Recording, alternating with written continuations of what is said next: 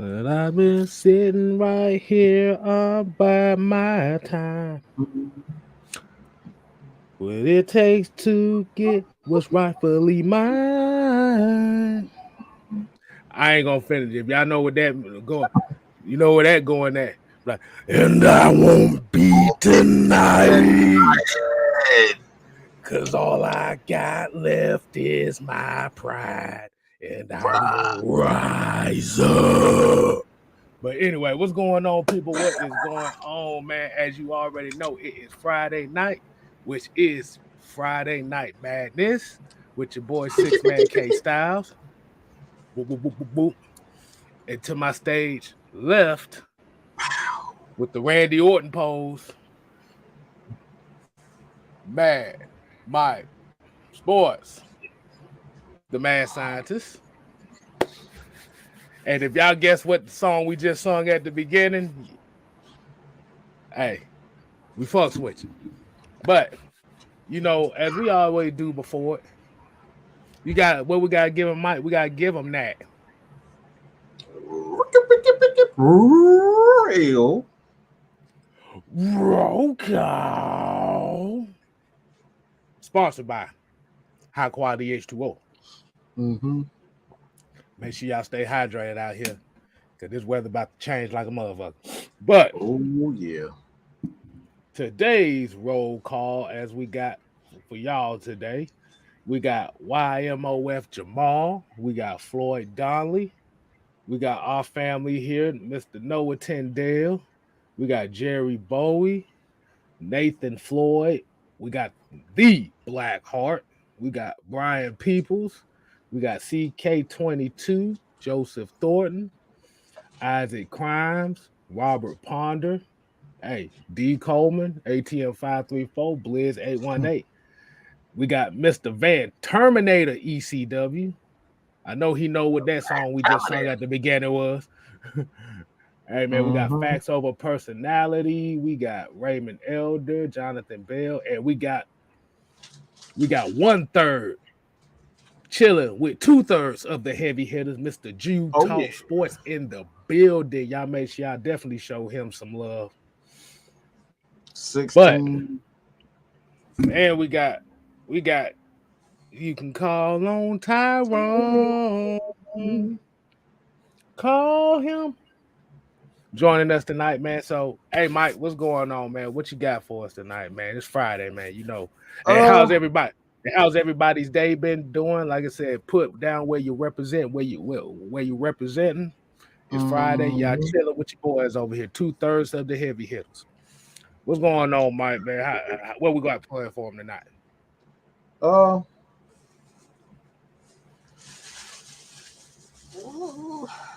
should I start with the questions or should I start with the free agents? The free agents. I think we need to start with that. We need to start with Free that. agents. Okay. What you got? How, I wish you would have said start with the question because I'm not prepared for the free. well, then we can go ahead and go and start with the question. Then, God damn it, man. But Go ahead, no, start we with the can question. start with the free agents. Mary Bird, The the Mary new guy. Bird. Um, yeah, they from what I'm seeing from the wide receiver core, they're going out and get guys with two. Well, I actually see it as um one thing in common. What I'm seeing with the style of wide receivers they're going out. You remember what I told you? Well, I've been telling a lot of you guys that the Falcons are looking for guys who don't do a lot of playing around. They get the ball, they catch the ball, they receive it, and they get going. They go straight up here, straight up field. That's the Mm-hmm. style of receiver that I'm seeing right now. You see Zacchaeus. Zacchaeus isn't the type of guy who has a lot of Work lateral on. quickness. You know what I'm saying? Like, Mm-hmm. well, I'm not. I don't see that. Um, you have. I don't know how to. How the hell you say that dude name again? Which Um, one? the receiver. That just Alden Tate. Alden Tate. Or you talking no, the about guy they just signed today. Demir Bird. Yeah. Yeah, he's another speedster. Again, go straight up the field, and there's not a lot of wasted movement. See, you already to set something up, bro. You already set something. Go ahead. Hey, why do you think that is? That they going? Yeah. Why you think they going for guys that go straight up the field with no wasted motion? Let me ask the people in the audience. Mike said they're going for wide receivers that are not lacking in motion and going forward. Why is that? I'm gonna ask the people in the crowd. Why is that? I'm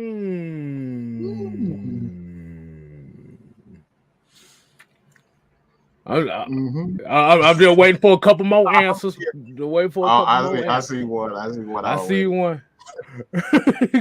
Wow. I see. Hey, look, let's go here and put them up, man. Let's go and put them up. Hey, boy, they go there now. Look. Blackheart said because they tired of really running backwards. Chicken Hauler said no moonwalkers. ATM came in here and said because of Mr. Gambler. Wow, you really got the cheap shot at that. Tyrone said slide to the left, slide to the right, crisscross, one hop this time. How low can you go? Get down to the floor. Devontae said Riley old Konami code playing ass. Wow, Konami code. Exactly. Deco said Daniel Sonder crane kick. But I just wanted to get a few of those in there. But yeah, man. I'll just say you go ahead and continue what you were saying. I just wanted to highlight that right quick. No, like I said, they just getting receivers that get right up the field. Not a lot of wasted movement, and they get up the field physical, and like I said, not a lot of wasted motion. I think that's the biggest thing with this offense. And the type of routes that they run, they run a lot of pick plays. They're going to be running a lot of RPO type of routes, which is just slants, curls, hooks, those types of things. Occasionally you see some deep ends and some deep outs, but for the most part, they're going to be a lot of post routes, a lot of seam routes, and then so you're going to see, it's going to be interesting. But there's just not a lot of wasted movement in this offense. They want to be physical, get off the line of scrimmage. That's the biggest thing right there too. Is these receivers, they're not small, and they're not. The Falcons had a lot of issues last year getting off the. Since week one, they had a lot of issues getting off bump and run coverage. So if I'm not mistaken, I think the smallest guy on the team now is Zacchaeus as a receiver. He's a small receiver, and he had issues getting off the bump too. So a lot of these receivers, they're big, and they're not going to be they're not going to struggle getting off the bump. That's the biggest thing in this offense. If they can't get off the bump, you're gonna struggle. But these some big guys. Yeah, because I'm looking at on tape, Kadero Hodge, Demir Bird. So they said can't jam these big motherfuckers.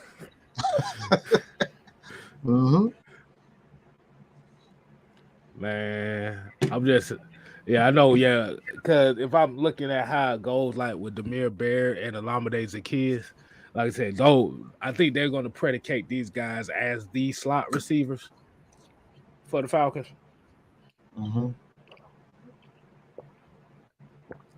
The one thing I know about Alden Tate, and I noticed like with a lot of like I said, he's kind of like he's like a short yardage specialist as far as the dig routes and like you said, the RPOs, the slants, the digs. He can get upfield. He ain't that fast, but he's big enough to where he can play post up on a lot of these corners. That D Coleman here said they're gonna go across the middle and damn it, they're gonna be like, hey shit. That's what this offense needed. And this is what kind of where the Falcons really struggled last year. This is why you didn't see the consistency in the passing offense. Because you didn't have guys that can get off the line of scrimmage. You really didn't have guys that have that breakaway. Like the kids had breakaway speed, but the problem was he can't get off the line of damn scrimmage. Right. And it's gonna be easy. It's gonna be easy for him. We know he can create separation with his speed. But like you said, his issue is not being able to get off. He's a small dude. He's a small dude. Right. And I think going with this RPO offense, the defenses are going to have to spy Mariota because they know he has the ability to run. So that would definitely be an advantage as far as the RPO, and that can really help Kyle Pitts a lot. Oh yeah. Because what it's going to do is what it could possibly do this year is slow down the pass rush. So, but I still think they're going to address wide receiver in this draft this year. I mean, without question. I mean, yeah, because like I said, a lot of these guys are just like holdovers. What it looks like they're doing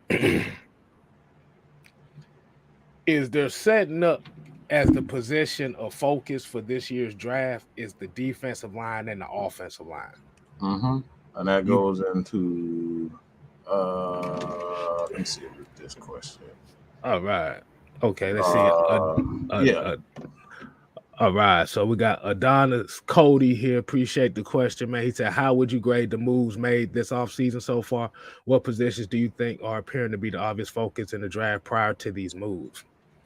For what the value is and for what the value they've gotten out of these moves, I would give it a B. Because we also have to remember a lot of these guys weren't really starters on their teams like that. They weren't really like major starters. Like these were guys that were contributors. So they're not really expecting them to do their part. And going to the second question is, I think the draft focus is definitely going to be edge rushers, interior defensive line. It's going to be defense. Like I said, you're going to get a receiver out of this draft. Hell, you might get another offensive lineman.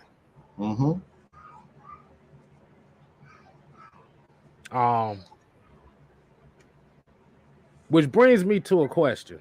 And I don't know if you want to answer this right now.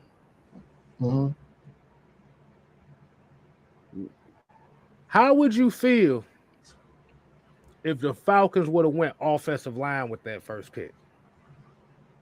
Oh, I would. I love it. I love it.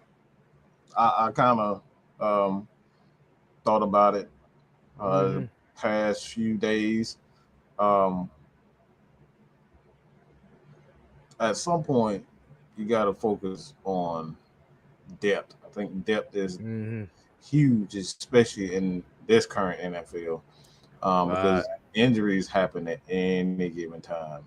And even though you got a young offensive line, as the Falcons do, you never want to be unprepared for a potential injury. And that's why you got to have depth. That's like the great teams. The good teams always have somebody coming off the bench he may not be as talented as that guy, but he has skill set.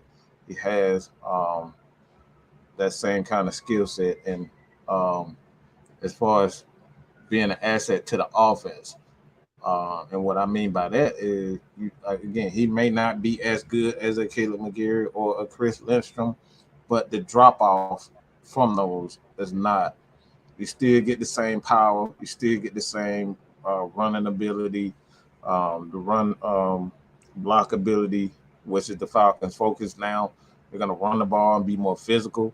So you always want to have a lineman coming right behind them who is physical, who is a run blocker, and like I said, the pass protection account. It'll help for itself. It'll take care of itself. And I think, to be honest, like a lot of people focus on defensive tackle and edge rusher, but I would not count out offensive line. I really wouldn't. Okay. Yeah. But there's one thing we're not really like paying attention to. This could also be one of those ways that they literally setting up to trade back as well because of the depth of a lot of these trench players. So, as we've seen what this Falcons offseason has been so far, what do we say, Mike? We don't damn know. Damn no. We don't damn know.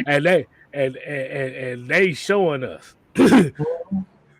that be prepared for the unexpected. But Jew here came with one. He said he gave Terry Fontenot a B+. Signing Casey Hayward and re-signing Cordell Patterson was huge. Ooh, that Casey Hayward might be a big one. But you get a solid corner to go with an already solid corner. Right. And then, like you said, he's been in the game for a long time, so he can only help improve AJ Terrell.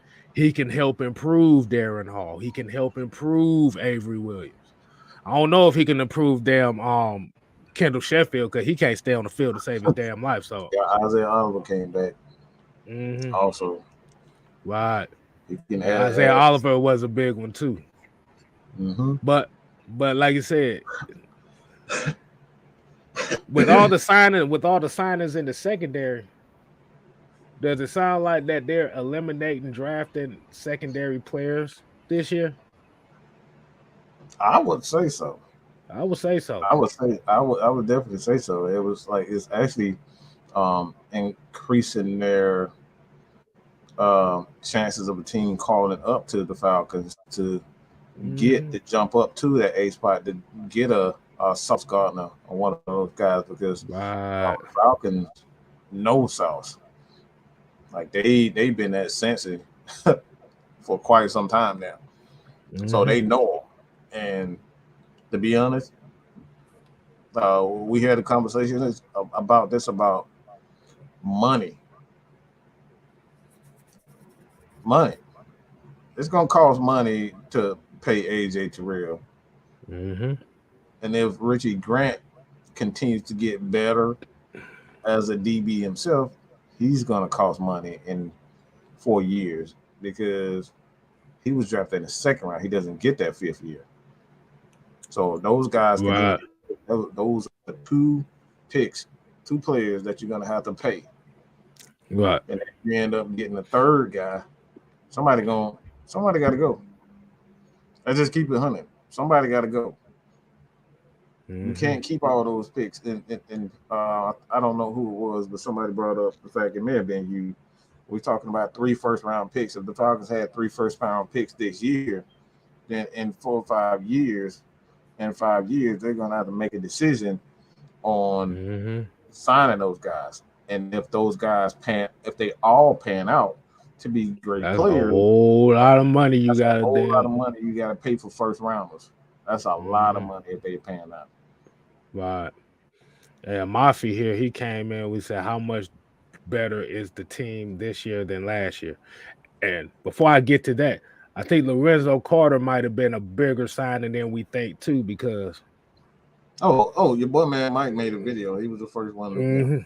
You the man. This the man right here. Yeah, I call that. They gonna get my opinion on this today, but but yeah, like I said, that I think that was big too. I mean,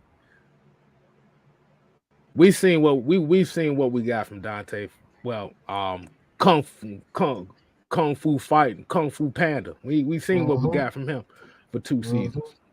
Mm-hmm. He's sitting here talking shit already, talking about Falcon fan. I'm like, motherfucker, your ass lost out on $2 million because you missed out on getting half a sack in 10 games. Oh, he talking shit. Oh, he was talking about Falcon. He was like, oh, I see Falcon fans mad now, huh? I'm like, do you really want to go there? You like Dante Falcon? Do you really want to go there, bro? Bruh. You've been more horizontal in the air than a goddamn hooker at the red light district, bro. You better quit playing with me. Right. What he complaining about? You ain't do shit. How you gonna get mad at everybody else because you didn't do anything? But like I said, cause one thing I do love about Lorenzo Carter, outside of what Dante Fowler brought, was Lorenzo Carter stays on his feet. That's the main thing. Ooh, he stays on his feet. Like I said, even just as spot up duty, he had about 6 or 7 sacks in itself.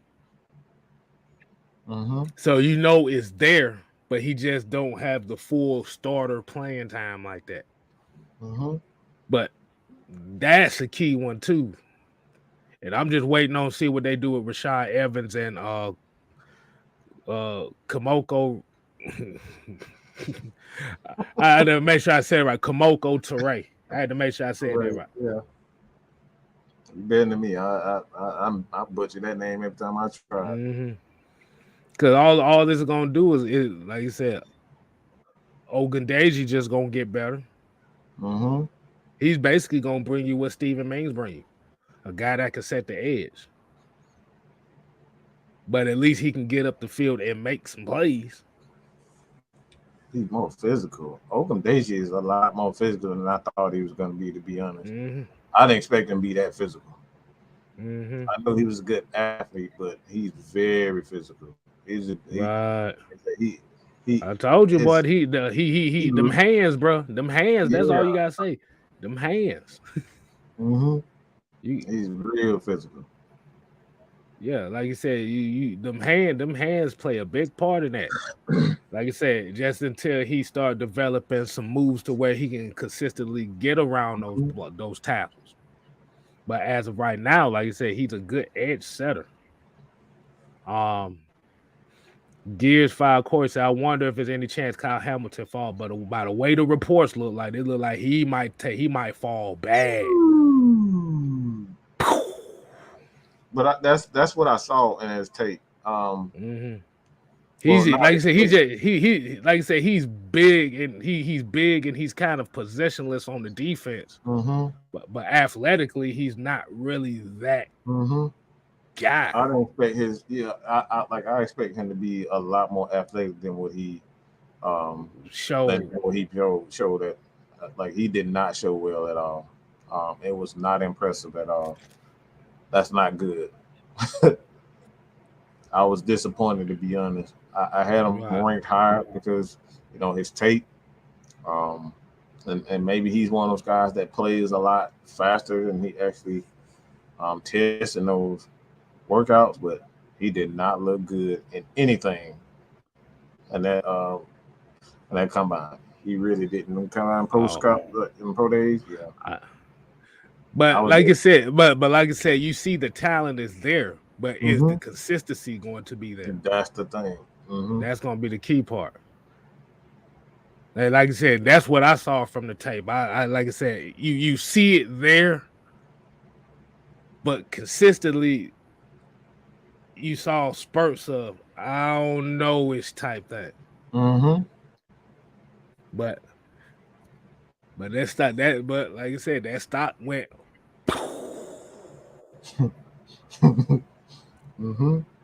But there's another free agent here. You want to go ahead and get to the next question? You had another question. You want to go ahead? Go ahead. throw that other question in there. Yeah. All right. Eric McDowell Jr. here. This is the money question right here. Do you think Mariota is legit, or do we need to be looking to draft a quarterback this year? Ooh. I don't care. And the reason why I don't care is because everything that we do to this point is gonna fail. Everything at this point is going to fail as far as a quarterback is concerned. The reason why I say that is because they're never going to be Matt Ryan. No matter how much they try, they'll never be Matt Ryan. Matt Ryan is a Hall of Famer. He's a legend. You're not going to live up to him. So it's going to fail. I'm telling you right now, you're going to fail. You're not going to find another Matt Ryan. You're not going to find another Drew Brees. You're not going to find another Tom Brady. You're not going to find another Russell Wilson. You're not going to find none of that. Those are legendary players. They are big-time players. You're not going to find that. Mm-hmm.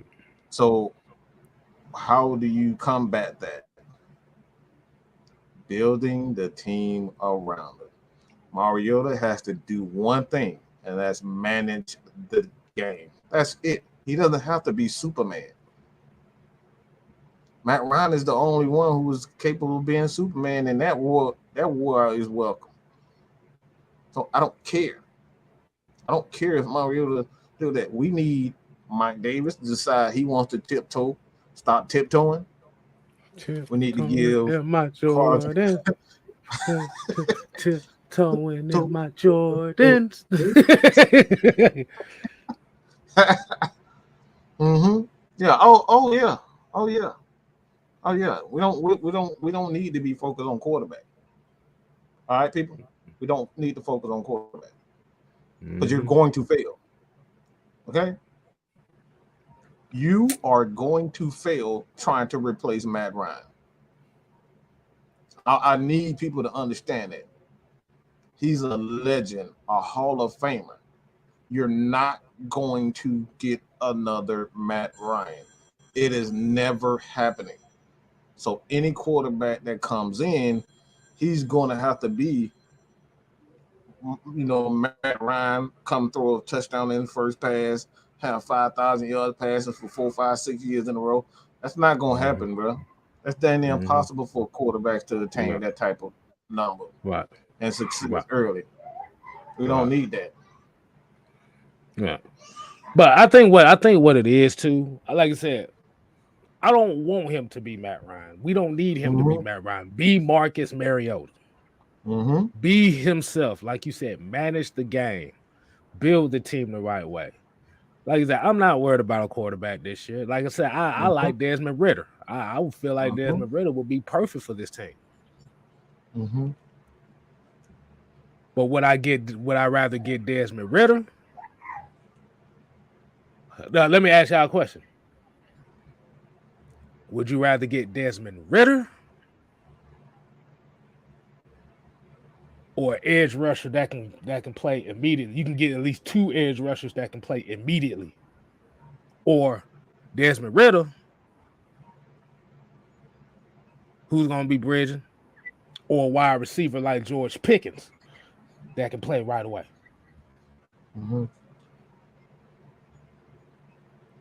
Like I said, and the thing is, I look at a team like the Washington Commanders, and that's kind of weird saying that name as it is. Them folks have been starving for a quarterback for the last fucking 6-7 years. Yeah, but they built the team so good. Offensive line, defensive line, running backs, receiver. Exactly.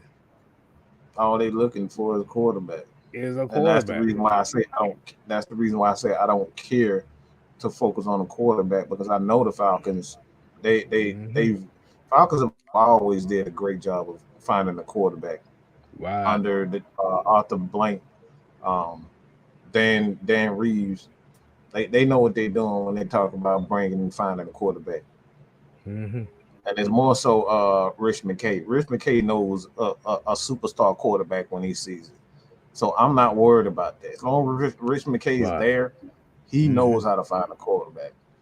Right. So the Falcons at this point, we need to be focused on all other aspects of the team. Mm-hmm. Linebackers, edge rushers, defensive line, offensive line, wide receiver, running backs. But we need to be focused on that. We're gonna get back to the same issues if we sit up here and try to focus on, all right, let's bring in the next big time quarterback. Again, we get this same big time quarterbacks, we end up like Houston. Mm-hmm. They got rid of all their great players, Javion Clowney, JJ Watt, Hopkins, and they were just left with a quarterback. Mm-hmm. What did that get them? Yeah, you had your quarterback, but what did that get you? You had your quarterback, but what did that get you? You still Right. team was still incomplete. So I don't Right. care about finding a quarterback right now. This Falcons team needs to focus on building a team first. Right. I like this comment right here. Said if the team is built, we'll be fine. Case Keenum went to the NFC Championship game against Nick Foles. Ooh, that's a That's great all you thing. gotta say right there. That's all you gotta say right there. Mm-hmm. Nick Foles won a Super Bowl, people, and it wasn't Big because of Nick. him. Right? You said it wrong. No, Big no, Big no, no. Nick. I'm not calling nobody no big nothing. Them Philly fans is fucking weird for calling him that. Yeah. Oh my I God. hear any one of them calling him that in my presence, motherfucker. I'm throwing a car radiator at his ass. That's what I'm gonna do. I'm gonna snatch my radio out and bust him upside the head, calling anybody a nickname like that.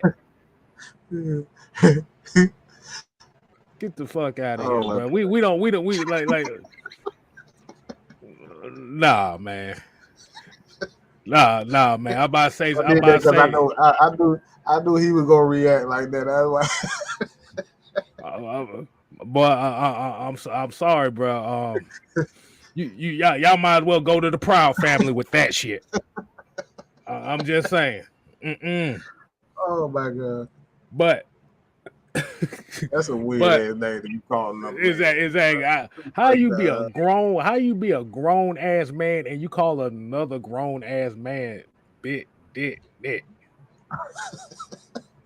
And he's a man, okay? They gave him that nickname. Get the fuck. Okay, I'm tired of sicking. I'm ready to throw something at somebody. But yeah. Getting back to what we saying, like if you look at Case Keenum and Nick Foles in this comment right here, running game, you got receivers, you had defense. You just made one play more than the other guy, but the teams were already set. Mm-hmm. Joe Flacco was another one. Brad Johnson. Yeah, that's another one. Yeah.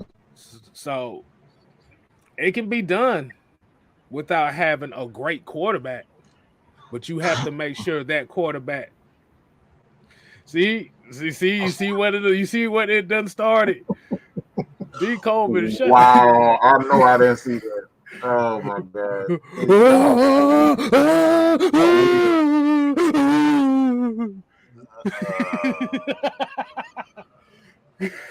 Yeah, I'm already regretting me saying that. I'll never say exactly. Well, that call. But wow. Getting back to what we talking about before we got that hilarious ass break right there. Oh my God. But yeah, like you said, if you saw those teams, they was led by their running game.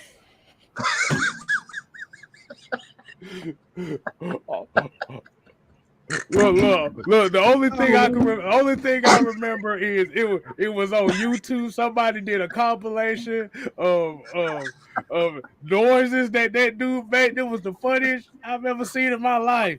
Cause everybody looking like this. All you heard was oh. Oh my! The fuck, somebody getting killed over here? All right, y'all, for real. Let's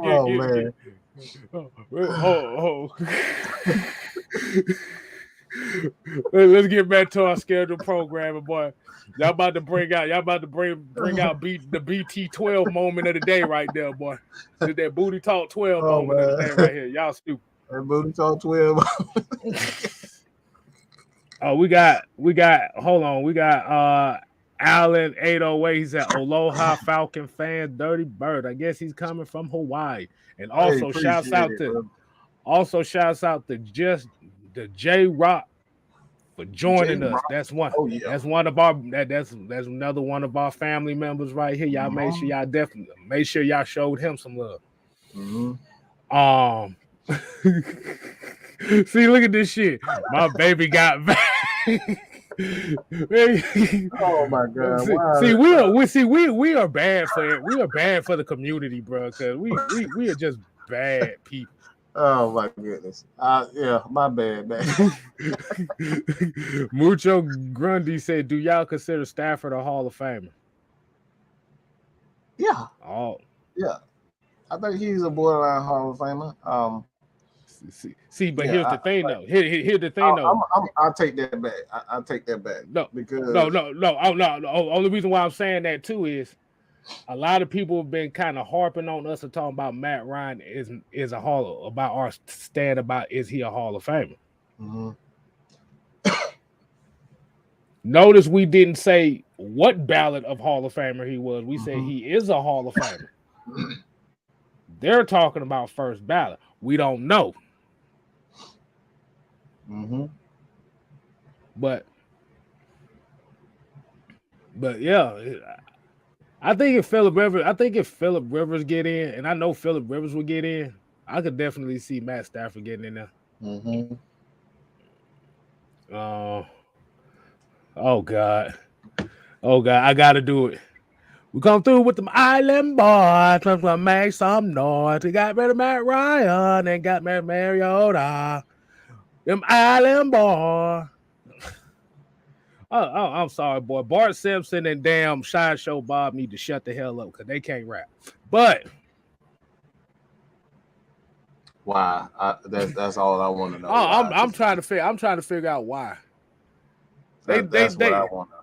They look like created 2K created.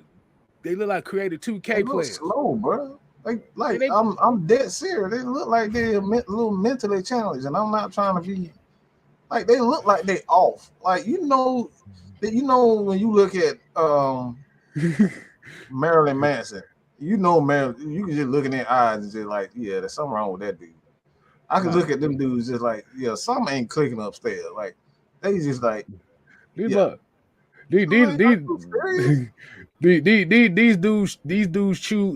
look like they chew quarters for a living. I'm just gonna say that. They look like they chew loose change. But they just don't look healthy upstairs. Like they just don't look right. Oh Lord. All right. Oh look.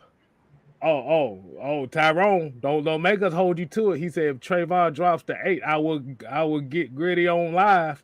I'm about to say we gonna hold you to it. We hold you up to believe that.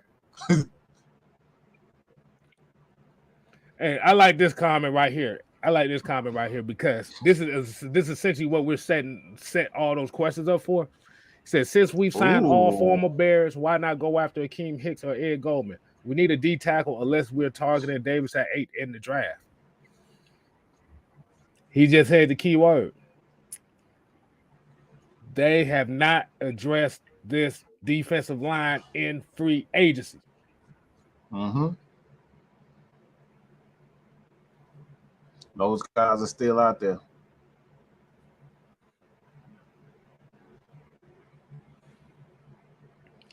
I'm just Something could saying. possibly happen. Something can possibly happen. I'm just saying. Like,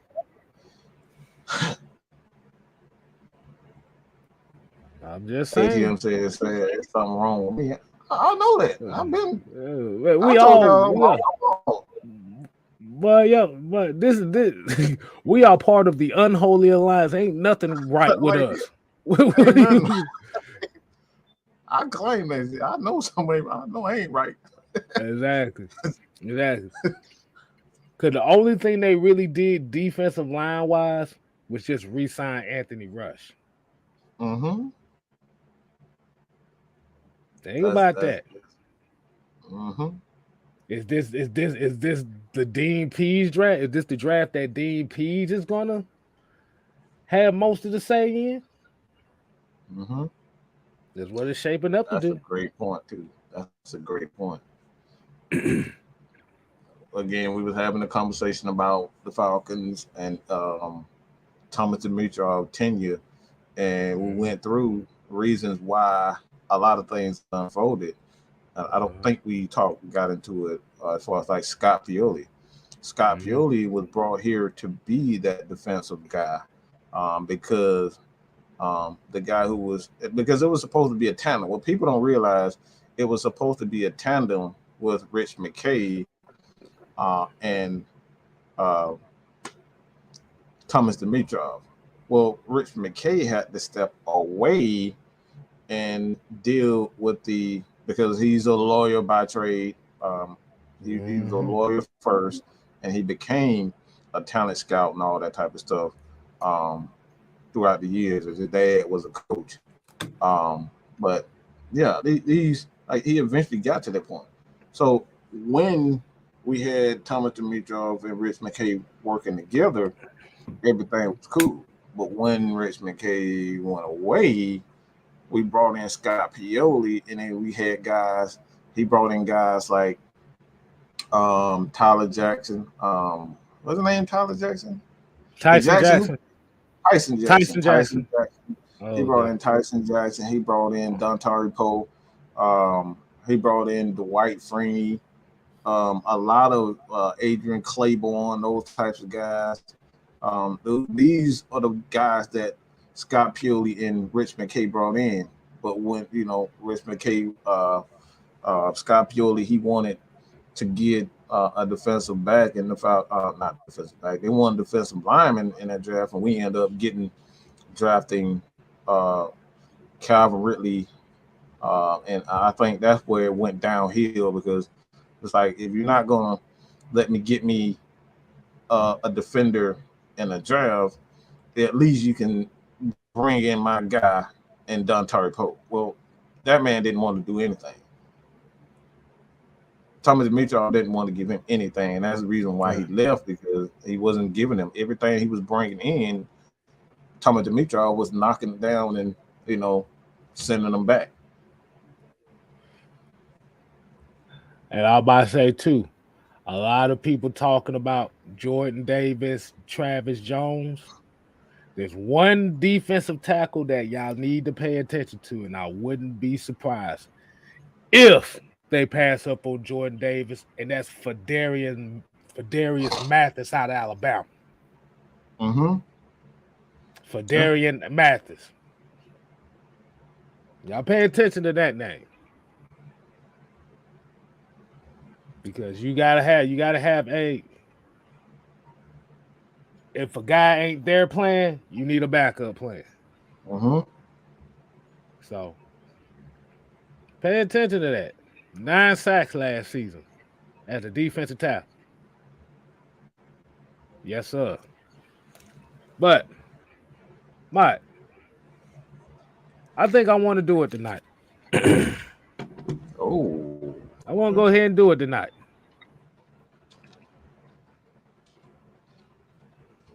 And what I want to do tonight,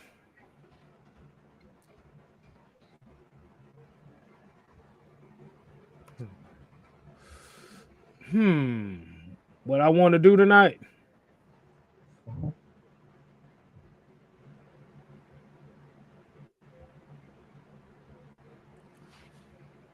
We got the chat open tonight. We got the links open tonight. We'll get y'all to come in here. Give us your thoughts on this Falcons free agency period so far.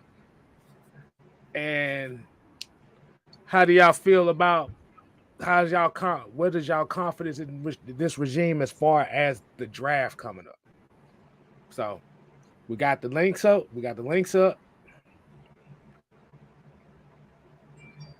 You can hit it on Mad Mike's channel. You can hit it on my channel. Hey, come chill with your boys. But yeah, for Darius Mathis is a very interesting one because he's the one nobody's really talking about. Because like you said, you hear the Jordan Davis and the Travis Jones. This is really the only two guys everybody's really talking about. But for Darius Mathis, Neil Farrell Jr., John Ridgeway, like these are other guys that can do the damn thing on.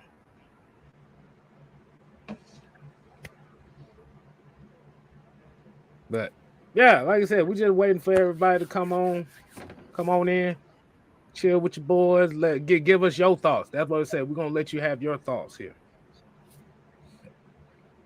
You can talk about how you feel about what's been going on this Falcons off season. All right.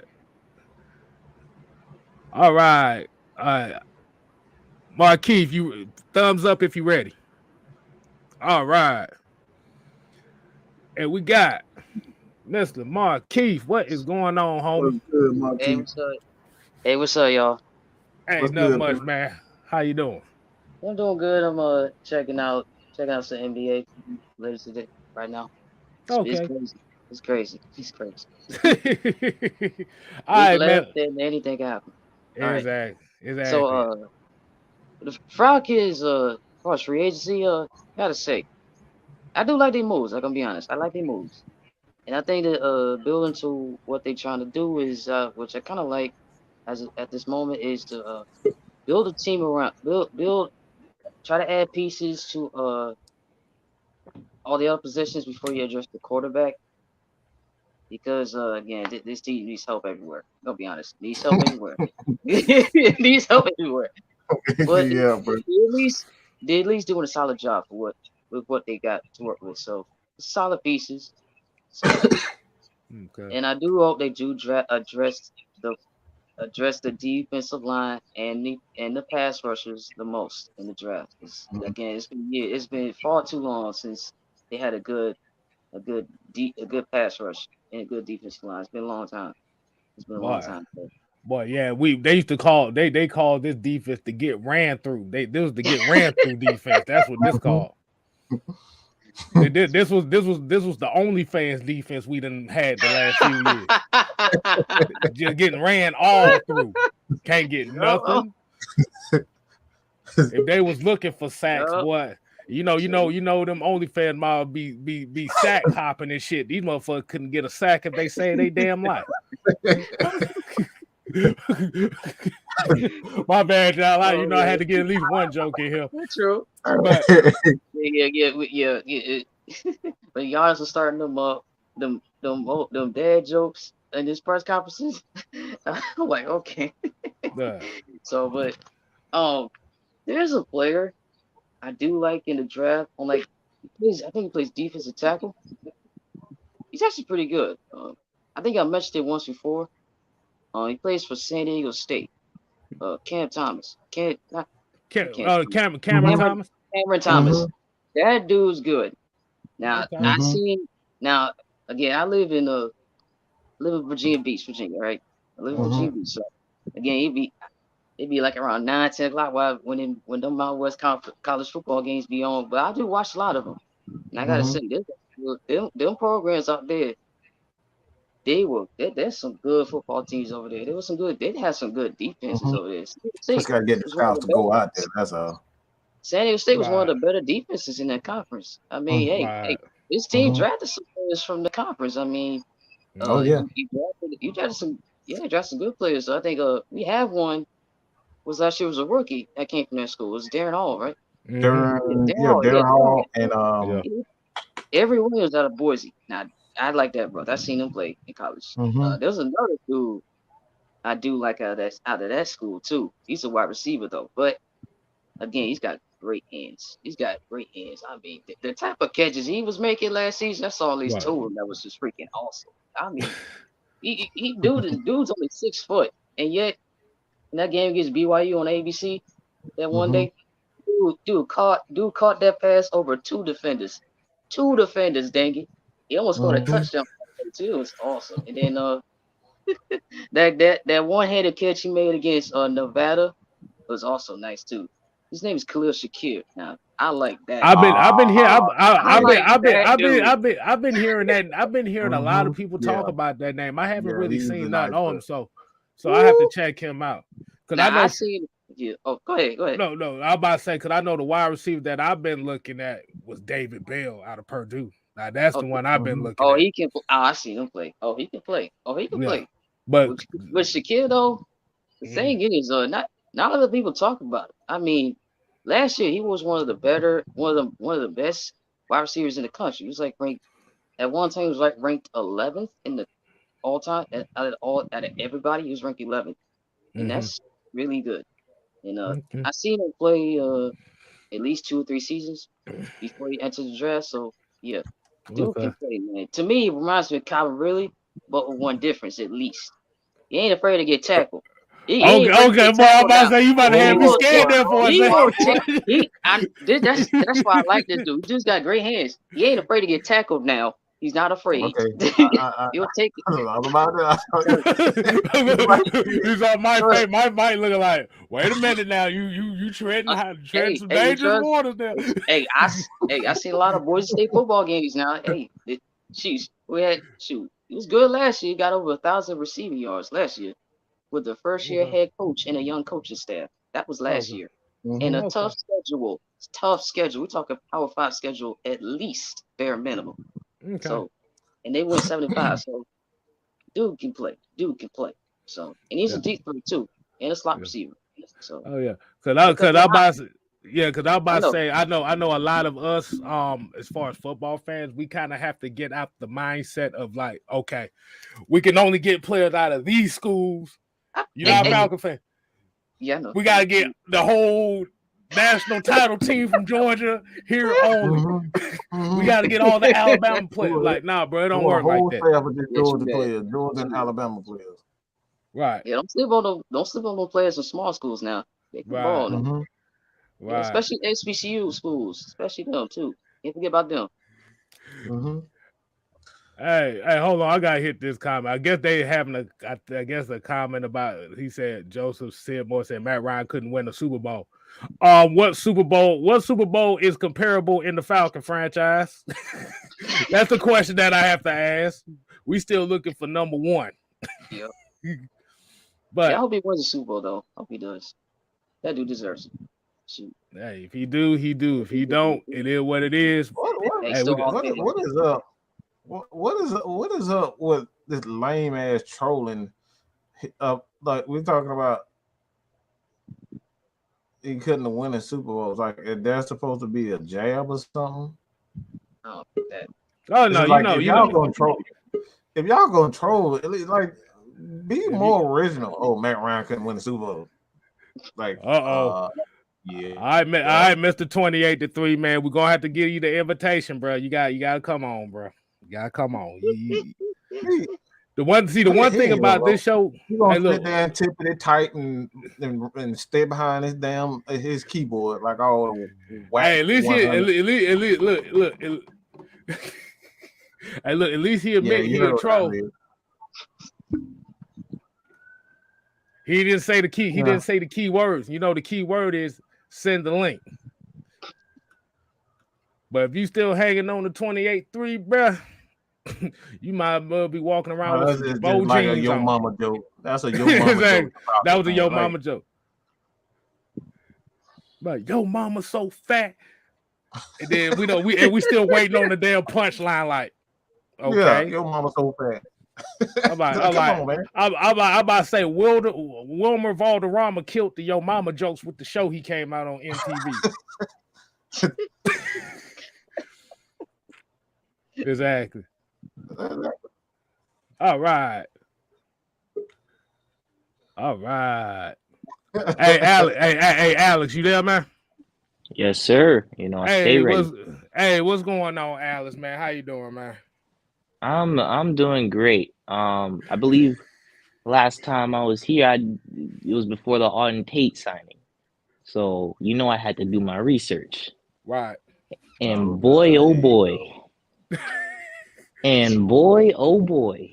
Hey, for a lot of y'all that don't know, Alex is our residential scout of prospects. So he usually know what he talking about. Go ahead, Alex. Do you think? First of all, I don't know if you guys have seen this footage. I've seen Auden Tate go up against a smaller corner, and off coverage, right? Mm-hmm. He goes up, and he's actually, I think people don't give him a lot of credit for his route running because I think he's actually quite crafty, and he knows how to set up his moves, set up defenders, even though he's kind of like high cut, but he knows how to set up his defenders. He set up this smaller corner on like a post. He like sold it outside and just easily won inside. But you know, that's cool. That's actually really great. But that wasn't what surprised me. I think his quarterback had underthrew the ball, or like not underthrew, but he threw it back to his his left hand when he was really going right, or he was going left, but he threw it to his left hand. Auden Tate had turned around, caught the ball with like his left hand, and then spun back around, did a 360 and kept on going. And that was like one of the most craziest plays I've seen, like almost ever. Almost.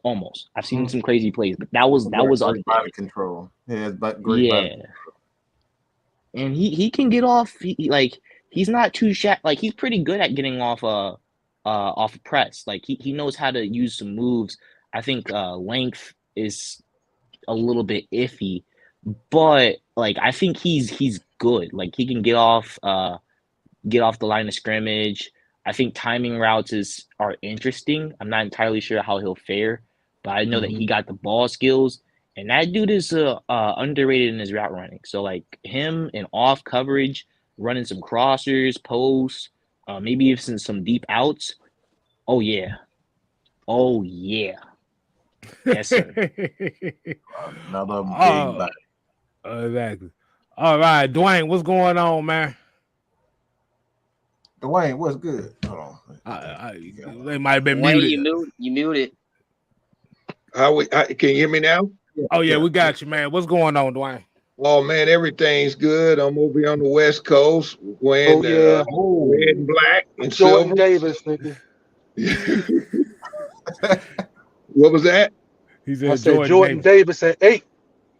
Make you fumble. What's up, Richard Pryor? Yeah.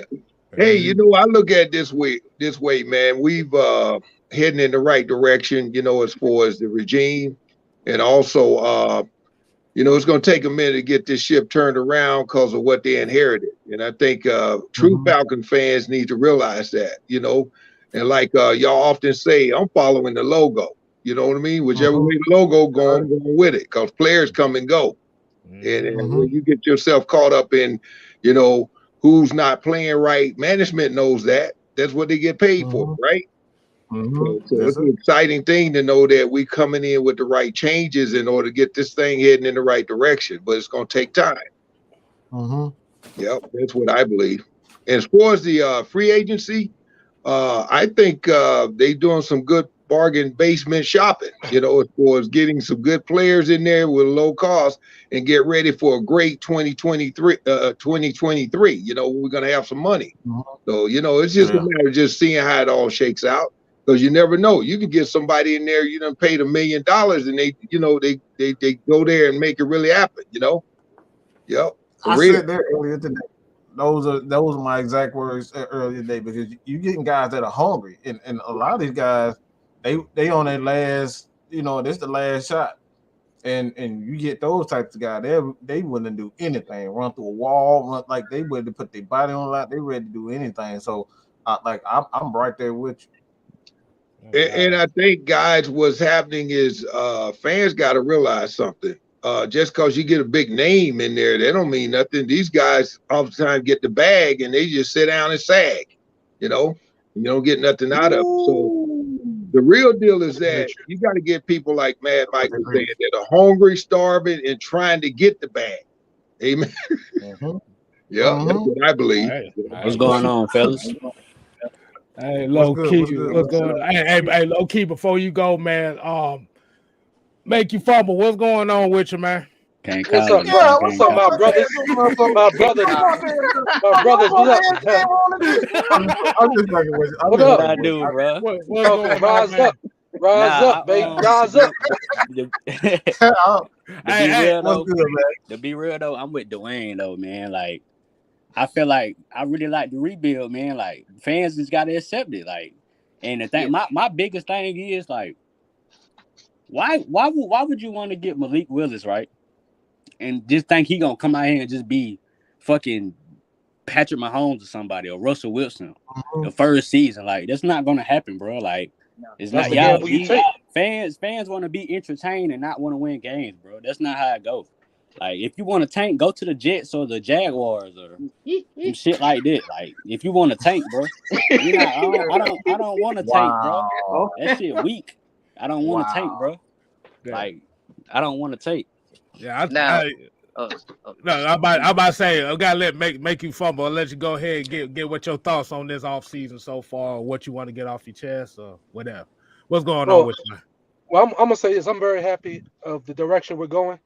Matt Ryan gave us a great 14 years, but it's time to move on. Right. Like, he gave us a great 14 years. We have to get our money right. We got to get our money right so we can be able to pay other players. And like right now, I'm on this, this Jordan Davis, but I have a feeling if Malik Willis is there, I'm thinking the Falcons are going Malik Willis because I don't buy into that next year quarterback shit. You can't count on that. You can't bank on that. So Jordan Davis, if Malik Willis is there, take him at 8. It is what it is. So what you feel about Marcus Mariota? Well, what is your expectations for him as far as this upcoming season? What is your expectations for him? Honestly, I think he can win this 9 games on accident. Like, he's not a terrible quarterback. By accident, he's gonna win his 9. So, I mean, like, I don't know, man. I trust the process, man. Yeah, I trust the process, bro. Yeah, I think I did. Yeah, because I feel like with it right now, I think in order for this Falcons team to really get back into that respectability factor, they have to go back to that Dirty Birds formula. Correct. I agree. Yep. They got to go back to it, and like you said, I'm glad everybody's up here too. Because there was another conspiracy theory we came up with yesterday. I want to get everybody's opinion on this. What if they're setting all this shit up to trade Grady Jarrett? How would y'all feel about that? Like, can they really? No, because the only reason why I say this is they used the same terminology that they used with Matt Ryan. They used the same exact terminology. They said, we know how Grady knows how we feel about him, and we'll let the guards play. Well, we better get it first, at least. I want him to stay, honestly. But can y'all guys imagine taking another big cap hit with Grady gone? That's the issue. He wouldn't. He doesn't give you a big cap hit if you trade him this year or sometime in past. I think it's like 12 or 10, something like that. If I'm not mistaken. Yeah, his cap is not pretty high. So it's actually quite good with savings. If you wanted to trade him, you could save a lot of money. But it's less than Julio Jones' cap hit. It is indeed like far less than It's like 3-4 million less, at least around there. If I'm not mistaken, the last time I checked, his dead cap was around $6 million, and his savings were somewhere around 12. Yeah, it's about so it's all around that range. Yeah. Right. So it's a plus if you wanted to trade him. However, I highly advise not trading him unless you can't extend him. If you can't extend him and you can't pay him and he wants out, then that's a different story. But if you can keep him, please do. Because it's not because of the age. The dead cap on Grady is 7.3 million. Right, as I expected. Right, it's not super high, and I'm pretty sure the savings is quite high as well. 16 million. It's 16 exactly. million. Yeah. It's a decent bit, but it's if you trade him in what I would want right back in return is draft capital, because quite frankly, I don't think I'm going to get a player out of there, but I want draft capital. And in this draft, so what does that draft capital look like? That draft capital looks like it has to be a first for one. It has to be at least a first, right? At least a first. Maybe because some teams might not. At least a one or early two. I mean, he is really good, really good. Sheesh. So at least I'm thinking at least a first at most, or early second at bare minimum. Early second bare minimum. At least I see a second, guys. Yeah, I would at least take a second this year and a second or third next year, like that. If this is my last case scenario, if we cannot pay him and we need to get rid of him and no one knows that we can't pay him, I'm getting a second and a third next year. That way we may or may not have to actually go all in on pass rush this year, and giving us a little bit more time frame with extra money next year and more draft capital next year, so we have a more sustainable plan. But if you don't have to trade Grady Jarrett, and I cannot emphasize this enough, do not trade Grady Jarrett. Do not do that. Unless he says he wants out, don't trade him. Please don't. I think he wants out. Please don't. I think Grady wants out. They ain't saying anything, but I think Grady wants out.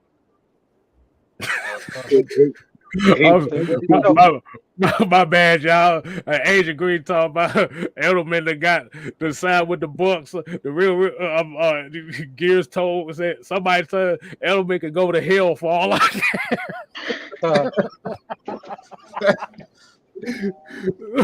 My bad, y'all. Hey, fellas, can we head back on the Marcus Mariota subject? Oh yeah, definitely. What I wanted to say was that I think when we think about Matt Ryan, there was 40-some sacks he had last year. About 12 of those was his because he held the ball too long and he was stationary. So with Mariota, we're going to have a more mobile quarterback to be able to extend plays and sort of open up some catches that Matt, he just got sacked. You know what I mean? So, and a lot of times with a mobile quarterback, it can sort of make your line, even though it might be a bad line, look okay, So I think that's what we're going to have happen this year, a little bit more mobility back there. Very true. I'd almost slightly disagree, just slightly.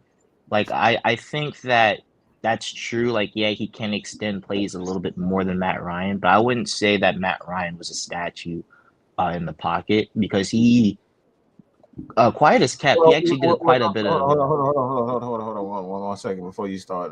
It's not so much Matt Ryan is a statue.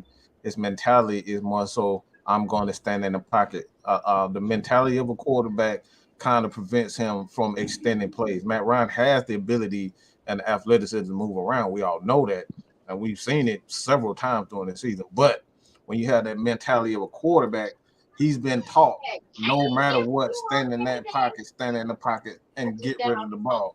So we had that mentality oftentimes, especially guys like Matt Ryan, Tom Brady, Drew Brees, they're going to sit in the pocket even if a guy is coming directly at them. And a lot of times, especially with the guards tend to they get beat off the front. So they need a mobile quarterback to move around to kind of extend plays. So it's more so the mentality, more so than Matt Ryan's inability to extend plays. When you got that mentality as a mobile quarterback, it kind of plays into your hand at times, especially with certain, as you say, like third and 13. Like the defense have to keep in mind, like this quarterback he's gonna move. So they're gonna be looking at the quarterback, and a receiver get behind them and those types of things. Receiver get behind them, then you got these deep passes. Those things don't happen when you got a Matt Ryan. For certain Matt Ryan and Tom Brady is going to be in that spot. So as a defensive, especially a safety in the corner, if the quarterback is going to be moving around, you can't get aggressive in the secondary. You got to play. So those are the things as far as like the mentality versus a pocket quarterback and a mobile quarterback. So to your point, man, Mike. So to your point, do you feel as though Mariota will contribute a little bit more because he does have the athletic ability on top of Kyle Pitts? So the defense have to account for somebody, right? It's more so the play calling. He won't do as much as he's never going to be able to do the things to Matt Ryan. Like I just say that. But what it's going to be for the offense in itself and the play calling, he's going to allow Arthur Smith to like bring in those RPO sweeps and all those types of things. Like he's going to be able to call those. You can't call those under Matt Ryan. Matt Ryan is not going to stretch the edge, and it's not going to create those holes in the middle for guys like Mike Davis. So it's more so the play call, the different play calling that Arthur Smith now had at his disposal versus a guy like you're not going to call no damn, RPO or a quarterback sweep or a quarterback draw with Matt Ryan. You can do that now with Mariota. And it makes the defense think twice about certain things. So the play calling is definitely going to open up the play call. So basically, like you said, there's aspects of the playbook that had to be held back because of the style of the quarterback. Exactly. They're gonna run the ball a lot. Damn right, we're gonna run the ball a lot. We're going to And I think what's something that I think is one of the bigger things with getting Marcus Mariota is not only his running ability and adding more dynamic or more explosiveness to the running game, but Matt Ryan, he has a decent arm, but by NFL standards, it's slightly below average at best. And Marcus Mariota has a bigger arm, and we also have guys like Auden Tate. What's his name?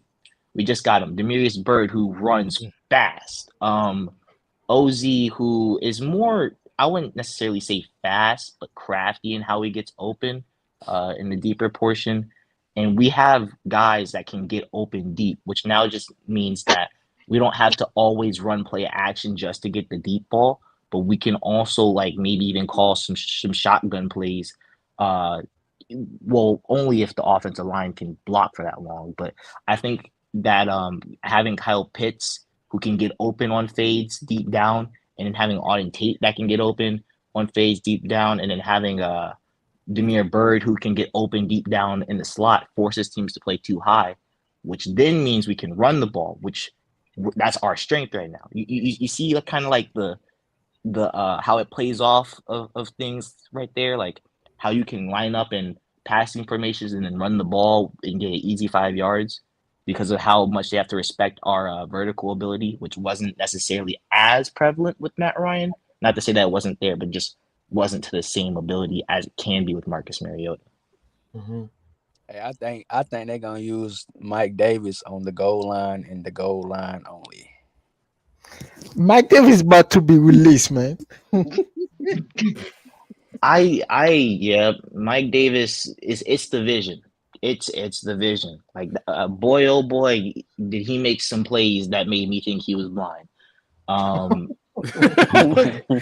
mean, that man has literally the potential to be a good back because of how his upper body is built to take on tackles, but he just doesn't have the vision. He was balling in Carolina though. Hey, look. Mike Davis was the best running back we had. Wow. Not true. That I don't even think that's That's true. not That's true. not even true. That's not Cordell even true. Patterson. Did you notice what I did? Yeah. I don't think you could. I Shit. caught on. I caught on. Even if you take Cordell Patterson out the equation, Quadre Olison was even Yeah. better than that. That was funny. That was funny. I saw somebody do that. I said, man, I got to try that one time, bro. I like y'all set it up so perfectly, How bro. would y'all feel if we would have got Baker Mayfield instead of Marcus Mariota? No, I'm Oh, good absolutely on that. not. Absolutely no. not. Absolutely not. Absolutely not. See, now you talk about Yeah. me going around and knocking motherfuckers fuck out just because. No, I'm not a Baker fan. No. Hold on. Fit The just thing don't with feel Baker right. Mayfield is that Fit don't. they put him in a situation where he is not comfortable because they make him throw the ball deep. He doesn't have a big arm. You know, sometimes he underthrow those ball and then it turned out to be a turnover. We need to go to CFL. I think look, I don't think like I'm not a Baker Mayfield hater. I just don't because like the Browns had I know that people think that the Browns just now wanted to trade Baker Mayfield. That's not true. That's not true. They declined his fifth year option last year, which is a heavy sign. A heavy sign. Whenever a team drafts you with the first overall pick or a top 10 pick and they decline your fifth year option, you're out the door. You're not getting re-signed or nothing. You're out the door. And the thing, yeah, easy. Go ahead, easy. yeah, people forget about that. Baker Mayfield was the first pick in the draft. Mm-hmm. Oh, he didn't deserve it. He didn't deserve that. Yeah. He didn't deserve that. It's like one of his bigger problems is there are instances, I won't say it's bigger problems, but there are instances where in a way like post snap during spread situations, he'll look at a coverage and then they'll switch post snap and then he'll throw a ball that he probably shouldn't have thrown and it gets picked off, which is kind of Jared Goff-esque. He's been doing that his entire career in college. Right. Especially when so I would kind of compare Baker Mayfield to like a better version of Jared Goff, but that's kind of it. Like they're like on a similar level. I got one question. Yeah, what's Who the the question? hell is funding the Rams organization? Exactly, That bro. wasn't Stop. Y'all got to stop looking at the deal. Y'all got to stop looking at the numbers. It's not a $50 million deal, okay? The month, if you look at the contract is actually 5 years, $50 million. Yes, which really means it's between 7 to 10 years every year. So each year, if he gets better, they're only going to pay him between $7 to $10 million a year. So it's actually not. Oh, he got $50 million. No, that's true. 1 year, 1 year. You're right. He got another thing is that $62 million guaranteed. The thing is, why the Rams keep using that money? It seems like they don't even use cap space. They don't even have a cap space because they have too many players on their team that are earning big money. But you also have to think of the people that they ridiculous. lost.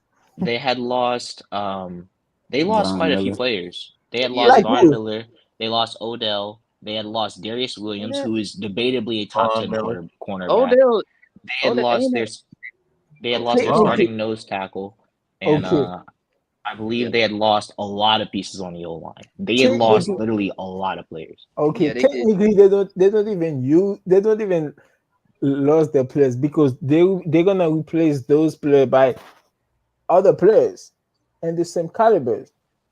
You do lose Von Miller, right? But you get Bobby Wagner. I'm pretty sure they're gonna go in free agency and grab another big time player. Well, it's not that simple. Now, For nose tackle, that's true. Like Sebastian Joseph Day, as good of a nose tackle as he is, which by the way, he is a very good nose tackle. They do have Greg Gaines, I believe, there, who's been playing pretty good for them in his absence when he was injured. But Darius Williams, I doubt that they're gonna really replace him because he was debatably a top 10 cornerback. Yeah, he cold. Who else? Oh yeah, Odell, you're not replacing Odell. Point blank simple. Odell's Von Miller, ain't Odell still a free agent? I yeah. don't think he's signed with nobody. So that's still up in the air. That's still up in the air. Yeah. I thought he signed with the Patriots. Oh, he did? I don't think. I would be Yeah, I surprised. believe surprised. Also, Oh, he did? That's actually great. They got Odell Did he sign and to the Jabril Patriots? Peppers. That would That's be fire. Yeah, I heard they got Jabril Peppers. Hey, who y'all think didn't gonna be get the sleeper Odell. team? Like what? Like just looking at the roster now, like before the season even started, who y'all like? Just looking at the roster, like all the trades, who y'all think gonna be the sleeper team? Who y'all think people that's not gonna talk about, but they gonna like shock the world? Ooh, I have like a lot of teams that I think made good moves. I think the Chargers just off the roster right now, like all the trades and all the, you know what I'm saying? I'm a sleeper team. I'm gonna say that the Chargers made some good moves. They got Joey Bosa and Khalil Mack, Yeah, that's and crazy. they got Sebastian Joseph Day, which by the way, they had one of the worst run defenses in the entire league, and they just improved that overnight, literally. And they brought in some linebackers, I believe from no, they didn't bring any linebackers. Their linebacker group was already pretty good. And then they got J.C. Jackson, who's who I think is going to be playing that Jalen Ramsey role that Brandon Staley had in 2020, or when he popped off and was all crazy with defensive coach of the year or something like that. Oh yeah, don't forget. And they have Derwin James. I would say Miami, but I'm not too confident in Tua. But I don't know. Me neither, but I think he's decent. I'm not overly sold. They have a great defense down there, but the only problem, like you say, is Tua. If they had another quarterback other than Tua, they would be in like playoff contenders. I mean, Super Bowl contender. He did make a few good throws, but I'm not sure. If Tua makes a big leap, then they will be a sleeper. He makes a big leap. And one thing, don't forget about the Chargers. They did when they got Khalil Mack. That's gonna be huge. That's gonna be huge for the defensive line. It gives Joe Buster some help, at least some help. If he stays healthy. I got a sleeper for y'all. The Jacksonville Jaguars. Hell yeah. They could make that leap. You don't know. Yes, they could make. Yeah, they could. Oh yes, that's actually very true. Very true. And I'm gonna say why. I'm gonna say why. Well, they done got Christian Kirk, who is I'm a really good route runner. I'm telling you what. If Tua doesn't break out this year, bro, I don't know what to say. I think Tua, I don't think is going to necessarily break out as like a slinging the gun type of quarterback, but I think that he was decent. I think that there are parts of the year where I just didn't watch him a whole ton, and when I saw him initially, I was like, he's meh. But after taking a decent look backwards, he was decent. He was actually decent. He made a few throws under pressure that were deep, which isn't his. He's not really a deep passing quarterback. And with having Mike McDaniels, which I guess he can't. Mike McDaniels can't run men. I get that, but he does have a good scheme to surround Tua and Tyreek Hill, while he's not known for run blocking and catching passes over the middle, did a little bit of that when playing with Patrick Mahomes simply because people were trying to stop Patrick Mahomes and they had to resort to running and play action. So it's possible, but and with Miami, they did finish the season with a winning record last year, which was surprising. Yeah, that's true. First team to lose 7 straight and then win 7 straight. That's just rare.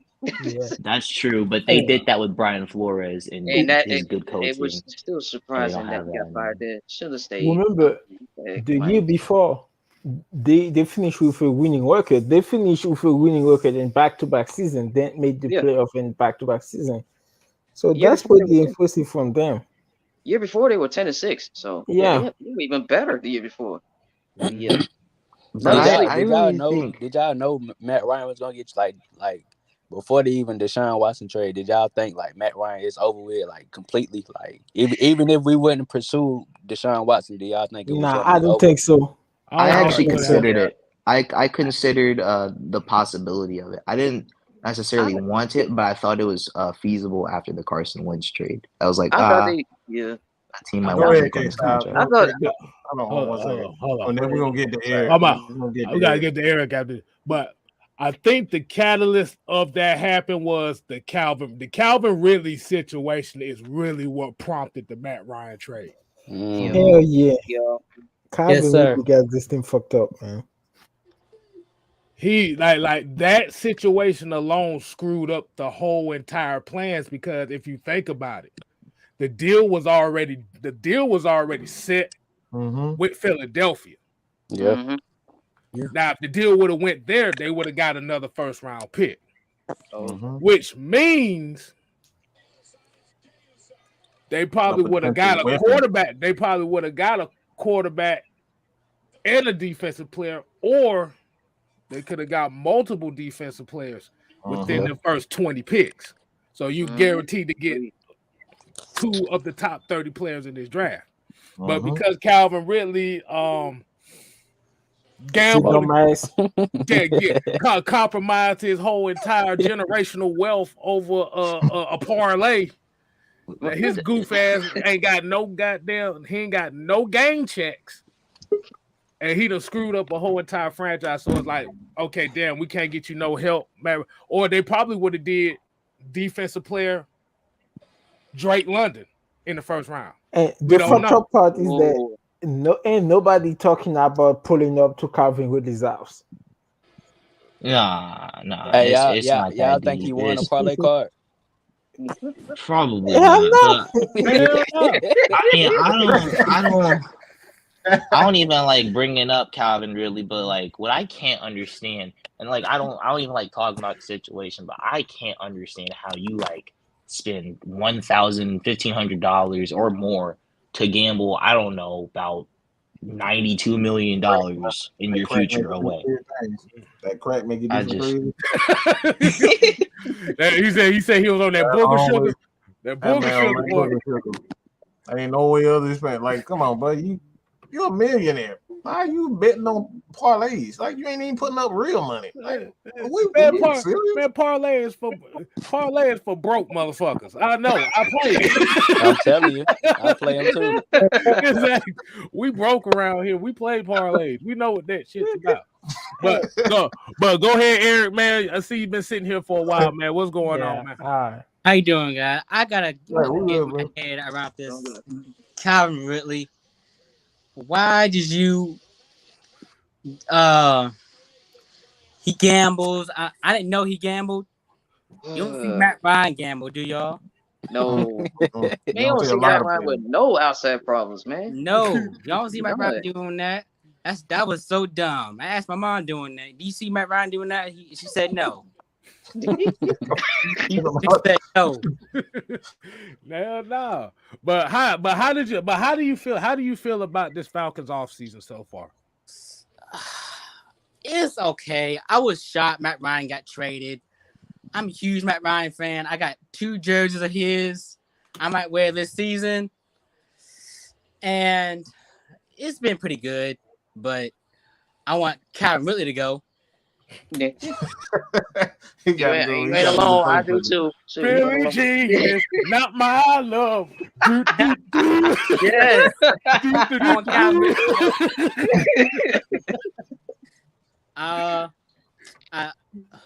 I know y'all been hating on the linebackers, but I heard about Grady Jarrett. I don't want him to go either. So it's been pretty good off season. I'm ready for the game. You still think Deion Jones? You still think Deion Jones got something left? Probably he does. He really does. He been slacking though. I think his value. Yeah. I heard He about been it. slacking. Lagging. I mean, he just ain't. I don't know, bro. Like, I'm just getting a different kind of If energy you from can't Debo. explain how we we gonna address this. We gonna address Oh, okay. Hold on. If you can't explain how he's slacking, how's he slacking? I can kind of explain this, and I don't think He he's just giving slacking. people different energies, bro. Like, Nah, he just ain't got that. He just ain't Man, got that this ain't fire no no period, more, bro. man. This ain't no different Nah, energy. Mike, it's not that. It's No. guys He that said it. Hold on, no. He said it. I want to get behind this. Nah. What do you like? It's just He remember said how I was talking Deion about. Jones is slacking. I want to know how he's slacking. He led the It's team. not about He Missing was second in tackles. team. Hold It's on, not he's about second in slacking. team with tackles, and he was number one on the Falcons team with tackles for losses. How is he slacking? It's because like these people, these people Oh, are did you easy to say jump on the ground. who Right? said it? I want to know who said it. I said it, bro. Yeah. You be quiet. You be quiet. I want to hear how he's slacking. I just want to get behind it. I just want to get all right because I keep hearing the same thing. He's second in tackles for the team. Yep.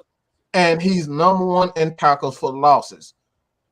So how is Deion slacking? That's all I want to know. I want to know too. I personally don't think Deion's slacking. I just think that value-wise, like for example, when I brought up Leo Chenal and I told y'all about how he helps out people or helps out the D-line doing his dirty work, right?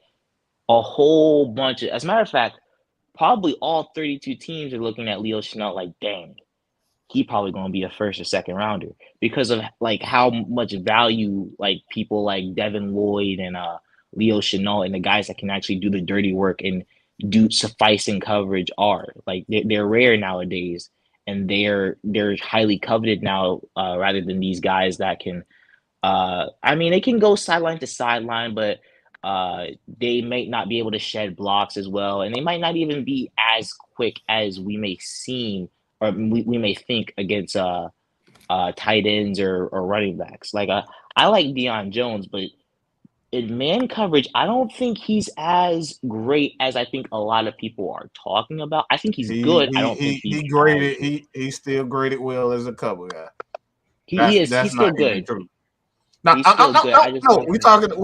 gonna get behind the facts, the stats, and the truth. This is what we do up here. Right. It's not perceived. Well, I don't give a damn about all that energy. Oh, he just looks like he got interested. Oh, he missed 17 tackles. Oh, look, no. He's good. That's not. Ain't nobody debating that. What we do, we get behind the truth. This is what we do. We gotta be honest about ourselves. If you don't like Deion, say, all right, I think it's time, or his money isn't the way I think the way it should be. But when you start looking at his numbers are still up. The only thing this season that you did not see from Deion is the interceptions. That's literally the only thing. That's true. I don't think he fell off. I'm gonna say this. Hold on. I'm gonna say this, and this is gonna piss all y'all off. I know it is. If we're gonna talk about numbers and not doing what we expect him to do, then we're talking about why the hell are we paying Grady Jarrett $23 million to get 2 sacks in the season? So we're gonna point the fingers at people. We need to point fingers at the right people. Yeah. I don't think that. Okay, well, yeah. Let's go. That's fair. Let's go. That's fair right there. Okay, cool. So let's talk about Grady Jarrett. I think Grady Jarrett. Let's talk about Grady Jarrett. All right. Grady Jarrett. So first of all, let's just talk about how Grady Jarrett gets double teamed. Literally, I don't know, just about every play. Every play. I see 75 to 80%. There are times. And there are times where he gets one-on-ones, but more so it's on play action, which practically doesn't count because unless you're like blowing up the play from the start, which is literally for reserved special class, which yes, Grady Jarrett has made those plays in the past, but that's not necessarily what he makes. Like that's not why I think he is an elite pass rusher just from doing stuff out of play action. So people are aware when they're facing the Falcons, like, Grady Jarrett is there. You need to double team him and let whoever is on the other side in the interior have one-on-one because they're not doing anything. At least, like, there are times where I saw a lot of I call Taquan bullshit Graham on that because we literally got Route 96. All right, every play at the end of the day, Gray still got to put up numbers. Yeah. Dion is still putting up those numbers, and he literally got Route 96 come. Like you might as well just say it's just open seat. He's still making plays. What you say? Just go ahead, just spread eagle, and just let him go. Just spread eagle. So again, I love Grady Jarrett. You still got to make those plays. He's not making those plays. He's like I said, we got to call a spade, bro. But just because we like guys doesn't exempt them from the fact they're making they still got to make the plays. Matt Ryan was still making plays when he got scrubs. Yeah, you right about that. This dude playing with practice squad guys. He's still making plays. Grady Jarrett, Route 96, he's still a good defensive tackle. Grady got to get those tackle for loss, and he got to get those sacks. He's not doing that. Dion is making plays. Yeah. So these are the things we be talking about. I love Grady. I don't want him to go, but you got to give us more than 2 sacks in a season, bro. That's not good enough. Go ahead, K-Style. Let me make a point too here. Remember, Deion Jones had a half a sack less than Dante Fowler, who was supposed to have been the sack artist of the team the last 2 seasons. You talk about overall? You talk about overall or just for the 2021 season? No, I'm talking about the last 2 seasons. Oh, last 2 seasons. For the last 2 seasons. Yeah. Dante Fowler had 7 sacks in 2 seasons. Deion Jones had 6.5. Now, he was blitzing a lot. Right. He was. I can't believe. Hold on, K-Style. But this is what I'm thinking of. This is how I'm going at it with this. Mm-hmm. When everybody loved Deion Jones here in Atlanta, remember, you had a dominant defensive tackle in front of him to allow him to move and make those plays. Mm-hmm. Exactly. Remember, you had Jonathan Babineau, Courtney Upshaw, Rasheed Hageman. You had Don Terry Poe, Claiborne. Yeah, you had Adrian Claiborne. You had Dwight Freeman. Brooks Reed coming in over the time. Brooks Reed. But like what Mike said, when you got Route 96, old Stevie B's looking ass. When you got John Kaminsky, who we still don't know what the hell he is on this team. Marlon Davidson can't stay healthy, and you got Grady Jarrett literally. Triple team, him, man. But I feel sorry for Grady Jarrett because it's like watching Pac-Man with him. It's like you trying to run away from the ghost, and the ghost catch your ass anyway. Yeah, and let me clear this up real quick. I'm not saying that Grady Jarrett is not getting triple team. I'm not saying that he's not getting double team, Eric. Yeah. My point is I need more than 2 sacks. That's not for a guy his caliber. 2 sacks is unacceptable. Right. Period. Point blank. And he missed a lot of sacks this season too. Let's keep it 100. Grady missed. That's true. And then you also got to think about this too. And we look at I agree with that, Mike. He overran some plays. Mm-hmm. He overran some but plays. He was still getting pressure. He was for sure. This year. What you say, K-Star? I don't want to say. Let me get this out right quick.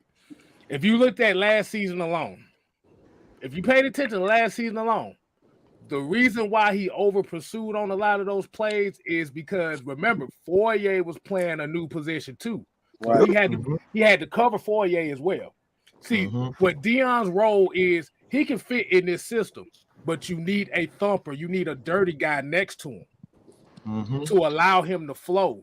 See, Deion is a flowing linebacker. You not expecting. And this is why I'm not really big on the Kobe Dean here with the Falcons neither, because he's essentially the same damn size. And you need so big guys. do you think don't you think that Rush was kind of filling in and playing some good ball as far as like playing that Rasheed Hayden role in the sense? Yes. And with him having Dion responded well to it. Dion and Foyer responded well to it. They both benefited. They both benefited from that, because if you notice when Anthony Rush is on the field, Dion played better. Exactly. Mm-hmm. And Mike Pennell too. But when Tyler Davidson was on the field, it was like, man, fuck this shit. I'm going home. Wait, what that song goes? When Tyler Davidson was on the field, you had Deion Jones taking up blocks like he's a two-gapper, which doesn't make any sense. Exactly. And my man was getting sucked in on blocks, man. Even with Jonathan Ballard, who isn't even a guy who should be taking on double teams, Deion Jones looked pretty decent. Like that should give you like some perspective. Wow. Like midway through the year is where like you could see, first of all, our D line with Anthony Rush is making some plays, like in the Saints game. I think the game before that, he was making some plays. But Deion Jones and Foyer and Eric Harris benefited a lot from it because they were bouncing runs to the outside because they can't necessarily go through because their centers can't move. I don't even know why we bought him back. No, hold on. I honestly like the way Jaylen Hawkins was playing over Eric Harris, to be real. Hold up. Okay. Go ahead, Alex. Go ahead. So, Eric Harris and Jaylen Hawkins, in my opinion, are like similar players. Like they're very instinctual. They're maybe about the same speed, kind of.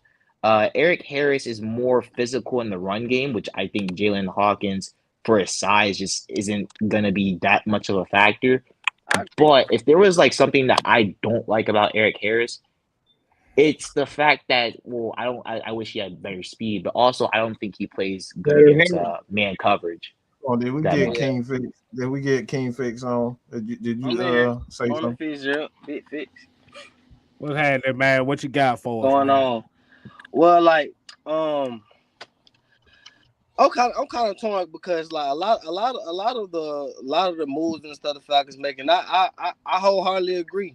And like with some of the prospects that they mocking us to, I could honestly see different avenues of approach. Me trying to play devil's advocate roles for all them players. Like I'm real big on building up the trenches, building up the trenches and building the team and building up the team and stuff like that, and you know letting the chips fall as they may. Versus like I see a lot of people. I seen what somebody was just on here saying about the man coverage, about like how a lot of teams not gonna be able to play man coverage a lot because just off the simple fact that Marcus Mariota can take off, and I agree with it.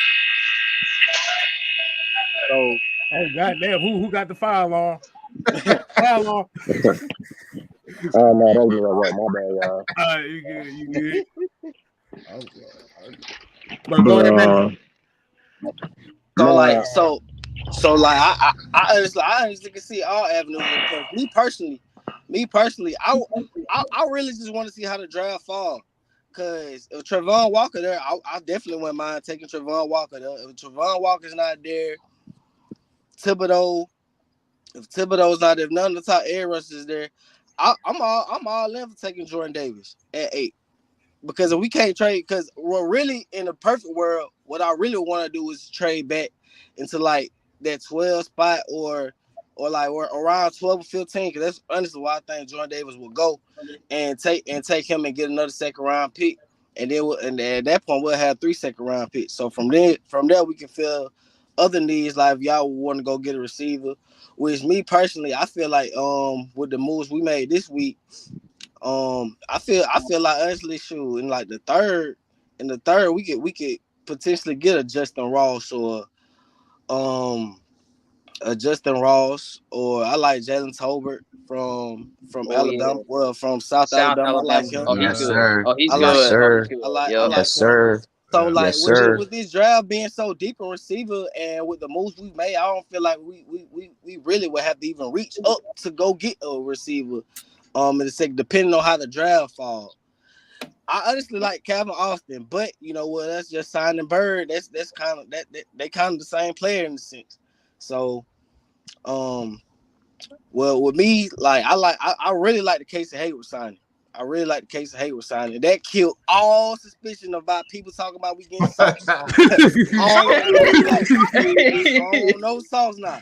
All right. You know, it don't make no difference to have no sauce because we gonna have, you know, if Isaiah Oliver continue playing the way he was playing and shot the man Mike gave, you know, he gave y'all game on Isaiah Oliver, even though he got a lot of flack for it. If Isaiah Oliver we can get him for a whole season with him coming back healthy, with him, you know, being more knowledgeable sitting out this season and stuff like that. I really honestly feel like we can have that good secondary and we can really just focus on the trenches, honestly.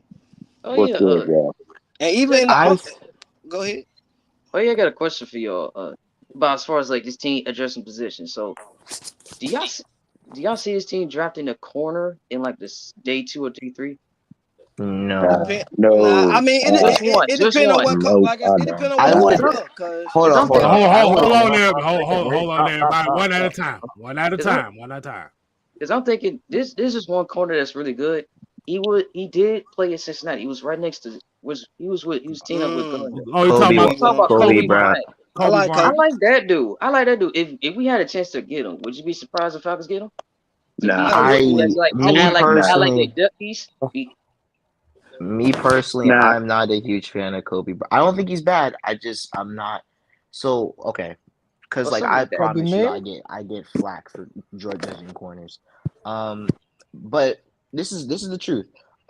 In my personal opinion, I think Sauce technically, and I mean technically speaking, when we're talking about knowing how to play corner in terms of hand placement, in terms of feeling people's routes, in terms of like ball skills and being just a better prospect out the jump, I think Sauce is the best corner in this draft.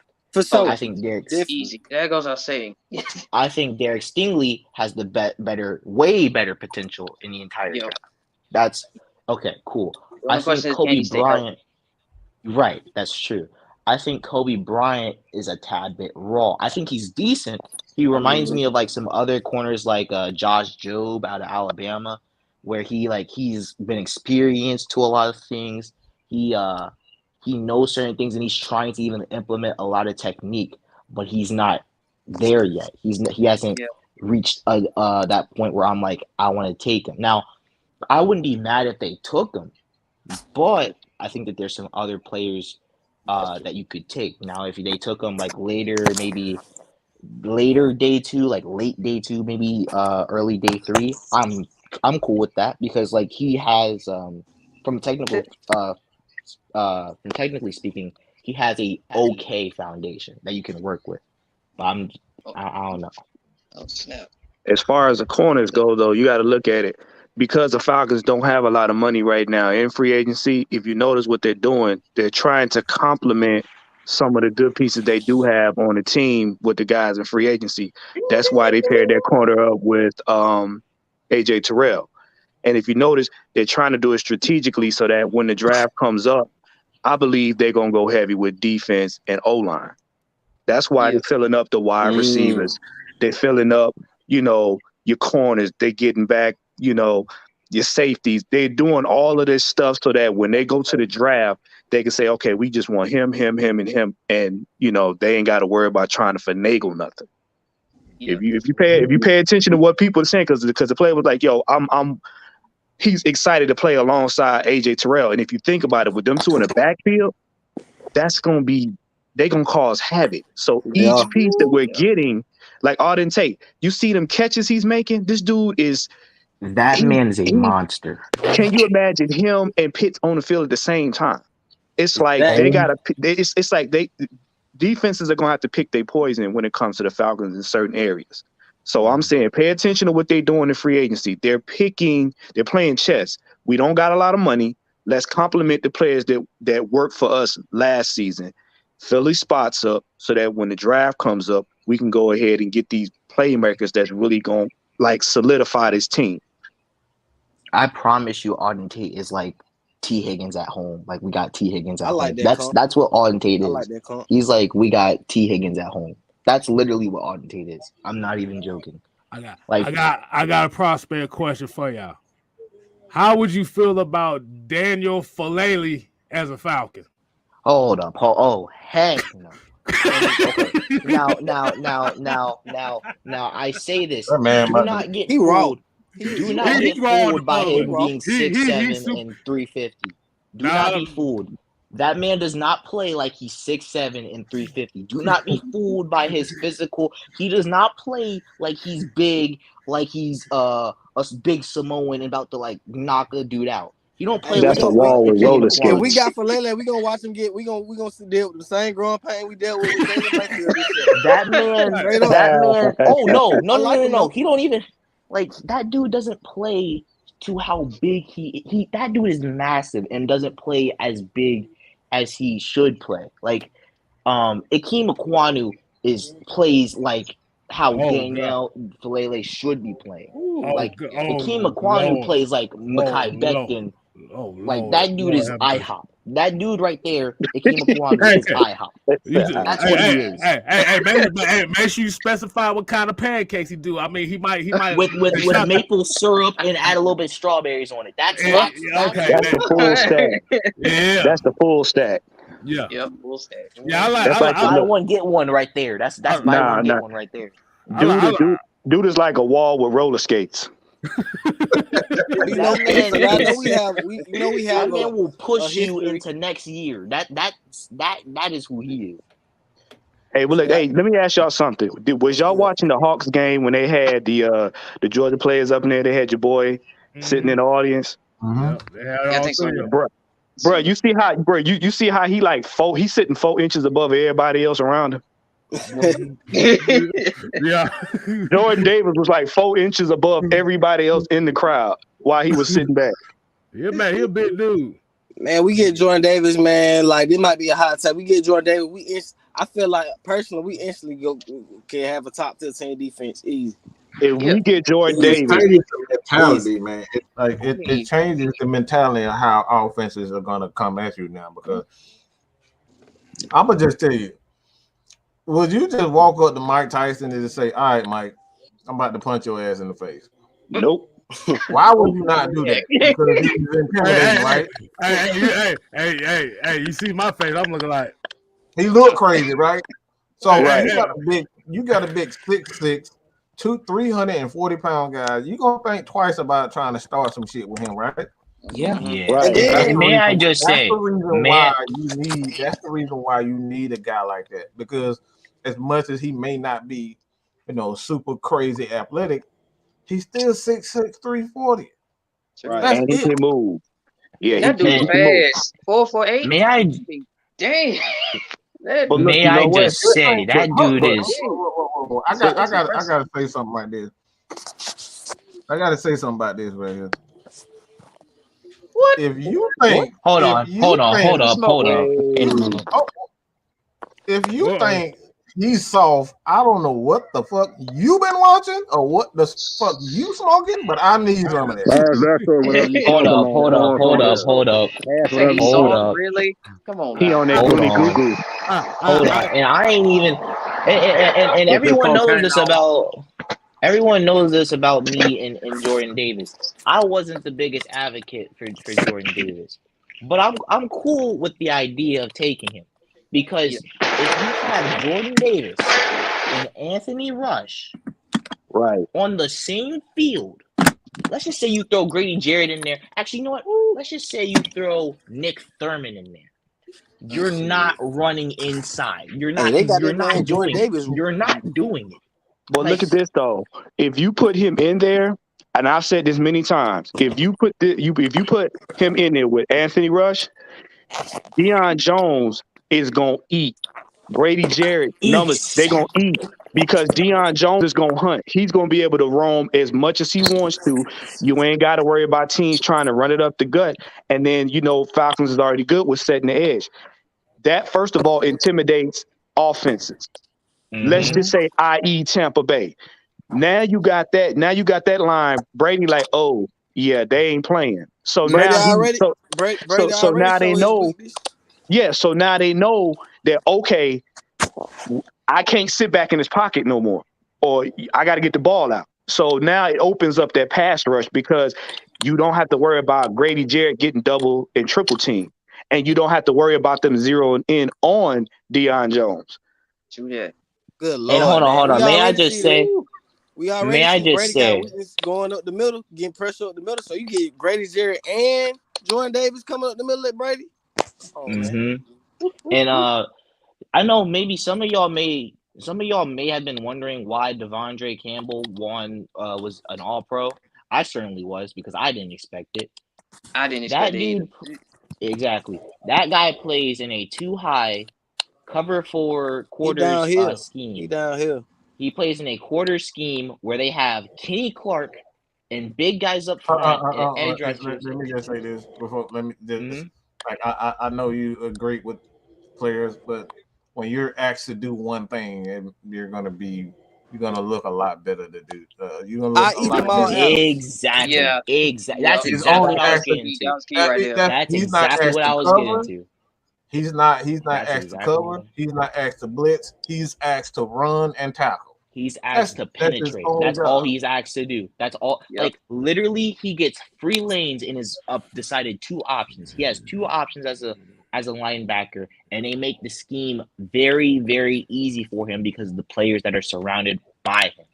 If Devondre Campbell is able to win All-Pro, which by the way could have easily went to Foyer with a less than ideal scheme around him.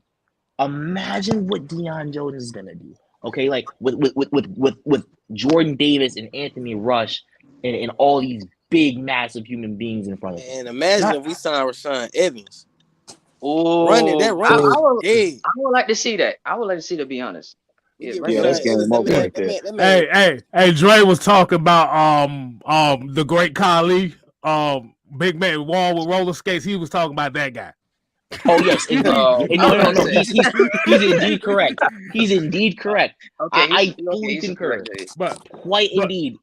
Sharman. Indeed. Baby diaper soft. That's what you're saying? That dang 100%. Okay, but Angel soft. Applesauce. That's applesauce soft. I seen Majai Sanders go in take it to him. But I'm about to say, I'm about to say, but for me, like I said, if you talking about offensive linemen, the one that I've been paying attention the most right now has been what's his name? Kennard out of Kentucky. I like Kennard. Darren Kennard. I like I said, that's one of those Falcons might pull one of those things right there if they look at offensive line. Cause we need some attitude and competition right there, especially if you're trying to figure out if Caleb McGarry is gonna be the guy that you want on this team for the next couple of years. Right. I like a few guys. If we are gonna go offensive tackle, and if I'm being quite honest, I haven't even done that's not the offensive tackle group is the position where I actually haven't done as much research with other positions. But there are a few guys that I know. Abraham Smith, from what I understand, is very good with his hands. So in terms of being a technician, that is where he excels in. And I don't think Caleb McGarry, while I think he's actually underrated with his hands, I don't even think he is up there with Abraham Smith. Keep that in mind. We also have Tyler Smith. And that dude, as I think I've mentioned before on this channel, that dude is, as Mike would say, country strong. That man is cornbread fed strong. That dude is strong, probably stronger than Jaylen Mayfield, maybe even stronger than any big dude that you can name that's not Akeem Kwanu or Tevin Jenkins or those type of people. But he's strong. He is like a step lower with pancakes. That strong. So there's some guys here that can do that. So you're saying he's the complete opposite of Lamar Holmes, right? Indeed. Yeah, and you're gonna need that up front if you want to keep the bridge up just a little bit longer. But I should mention that he is a tad bit raw, but if you wanted to draft him, and let's just say Caleb McGarry earns himself 1 extra year, it's not a bad alternative. Just throwing it out there. Oh yeah, I did want to mention a couple things. I think first of all, I think we gonna basically all agree that every quarterback in this draft, they're gonna have to sit at least a year. Whoever Yeah. picks drafts a quarterback, they're gonna have to sit a year. Even the good ones. But Even Carson Strong, who in my yeah, opinion is probably the best pure passer in this draft. he is. I seen him pass. I see his passing accuracy last season for Nevada. Goodness, even though he can't run with that knee brace, goodness, he throws some darts. I mean, He seriously, does. That man that's impressive. His had accuracy is had awesome. had Malik Willis not been in the draft, he would be up there for probably the biggest arm in the entire draft. Had Malik Willis not existed, had Bailey Zappi not existed, he Bailey probably would Zappi have is had the another. strongest arm. Bailey Zappi is Right. another one that surprised me. He made history last season. I mean, He I think it did. was like He most did. passing yards and most touchdowns. I think touchdowns like 62 in a career. That's a lot. Well, let me ask y'all this: with everybody talking about the quarterback class and whatnot, I kind of took a take from what Mike was saying earlier in a couple shows back about the quarterbacks being able to, like you say, read the defenses and everything, and with these guys having to sit behind. Because if you think about it, and that's why everybody kind of had they was up in arms about Marcus Mariota, is you want a quarterback to be able to sit behind him, even though he's a bridge quarterback for right now, because you throw one of them young guys out there and they get up against one of these defenses, like if they got to deal with like Tampa's defense or whatever. The thing is going to come down to, number one, mechanics or whatnot. Then it's going to have to be, how does this dude deal with the pressure of a real stout defense coming at him? And like you said, because it's a lot easier to deal with an O-line that for sure I can stand back here and kind of freak out and then get my stuff together and throw work, versus I got to make a decision right now because this O-line ain't going to hold up long enough for me. And when guys come into the league, go into a team knowing that, hey, this O-line is, I don't know if this O-line is top 5 or whatever, they get freaked out. And then that's how you get sacked and hurt and all that kind of stuff. So out of all of the guys you call, who you think would be a best fit to sit behind Mariota to, take up the reins once it's time to? Desmond Ritter. Okay. I would say Desmond Ritter, I think is keep it 100. I think Desmond Ritter is wrong. Every last one of y'all wrong. Everything y'all just said is wrong. The reason why I say that is because none of those. The reason why I have an issue with RPOs is because you're not learning how to look at defenses. We're talking about looking at defenses, not how you throw, not learning, how you right? Just looking and reading and reacting with what the defenses are doing. One of the main things when you talk about, you look at how teams have been attacking Lamar Jackson.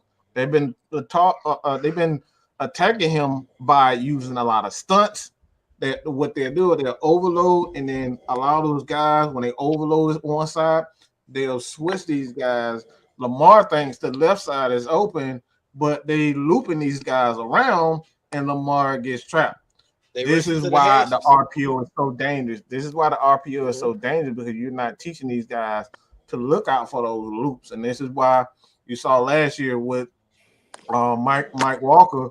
Mike Walker, how did he get that interception? They looped him around, and then he fell back into a zone, and he threw it straight to him. That's the reason why I don't like a lot of these RPO and quarterbacks, because they're not learning how to look at defenses. So what I'm gonna say right now is 2 quarterbacks right now who's absolutely ready, because they've learned they throw the ball first. They're looking, they're reading the defense, and that's Carson Strong and Bailey Zappi. Those guys, they play in a spread offense, and they have to focus on looking at the secondary. So I'm not saying that Ritter is not a good quarterback, but we're talking about quarterbacks that are most ready, NFL ready. It's not Kenny Pickett. It's not Malik. None of those guys are ready because they haven't learned how to look at defenses and react to what the defense is doing. Because guys like Dean Pease is gonna make you think he's gonna send 4. And then that 4 gonna turn into, Isaiah Oliver coming off the edge. You thinking the right side is wide open, next thing you know, oh bam. You running right into Isaiah Oliver coming off of a corner blitz or safety blitz. For sure, I can get up on that. But Mike, you don't think a quarterback sitting you don't think they'll be able to learn that?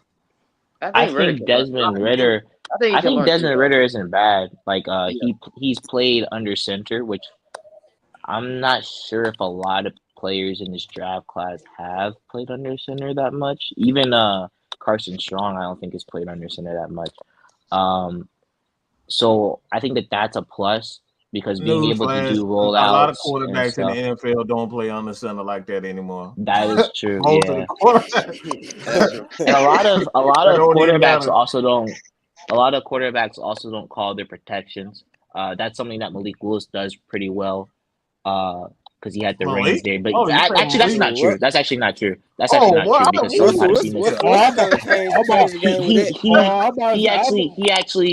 he actually missed a few blitzes, so he's not perfect in that regard. But I believe Liberty did leave the protection calls up to him, which is I think rare. With that by not having him up on these center. Russell Wilson was one of the first quarterbacks I seen that was exclusively a shotgun.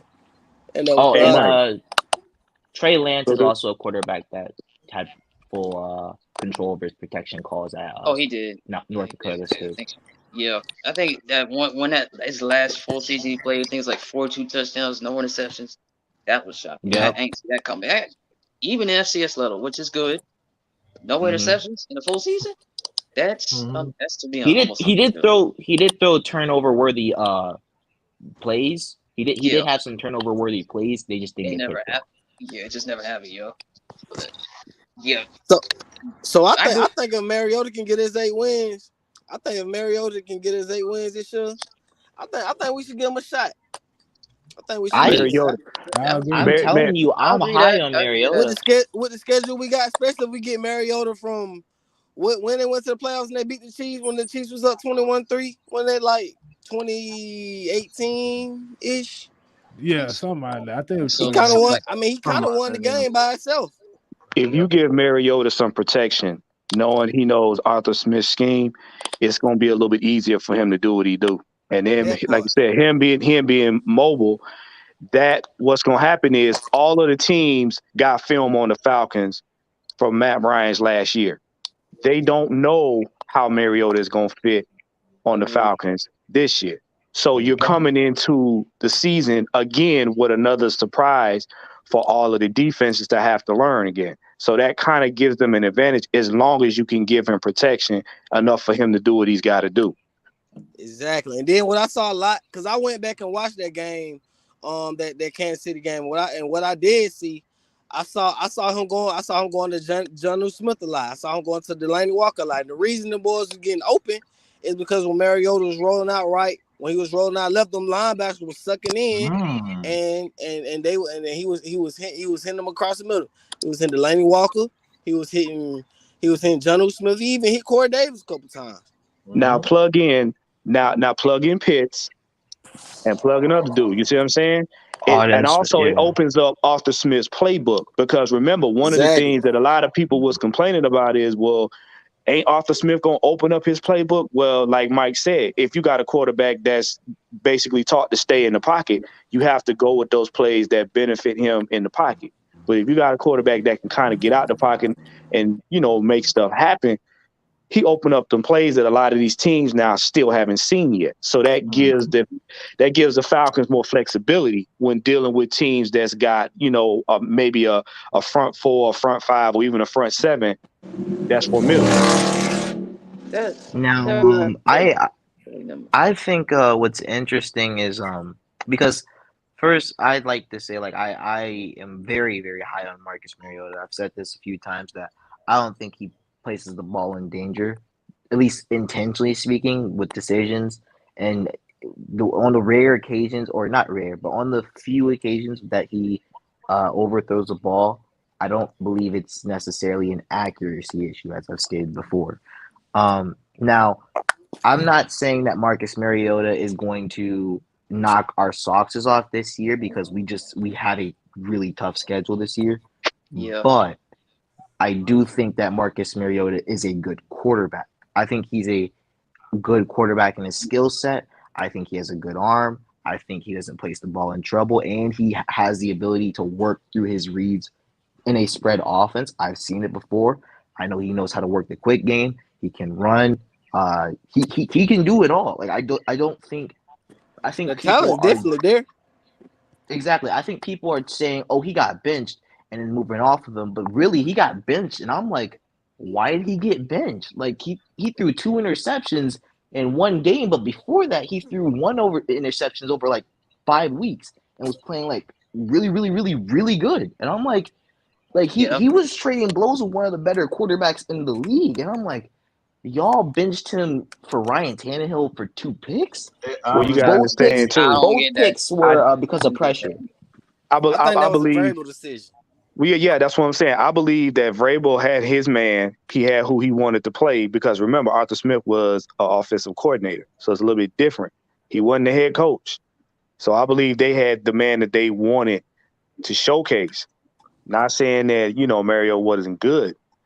So now Arthur Smith and Mariota have an opportunity to work, and he has opportunity to use him the way he sees fit. So it's a little bit different. The way Arthur Smith was using Marcus Mariota, that man looked. I won't say that he looked all-star, but that dude was looking pretty close.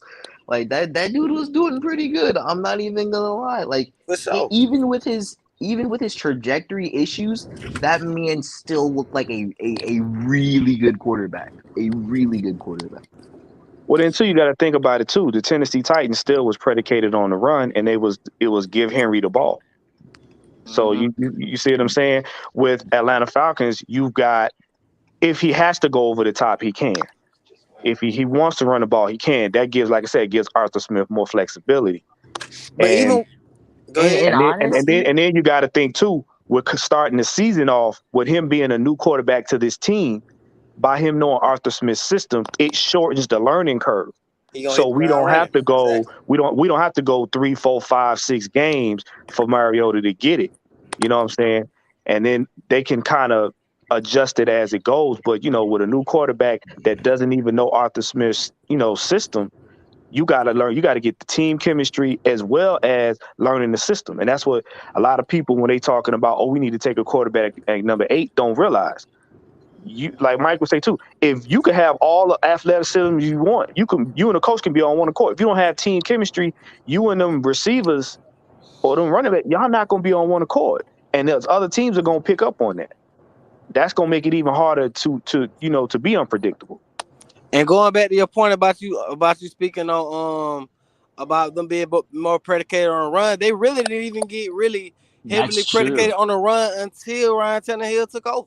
That's true. Like that's what I was just about to say. In the Titans, like when Marcus Mariota was playing before he got benched, they weren't really running. Like I'm not sure about the statistics, but at least on film, they weren't really running him the ball as much. Like they ran him. They did run him but compared to what he was running when he got like 2K, that man was like practically not running at all. Like that dude wasn't really getting the ball. It was more so Marcus Mariota. Quick game, spread concepts, hitch, curl routes, cover 3, stick plays, and then play action plays, a few goal balls.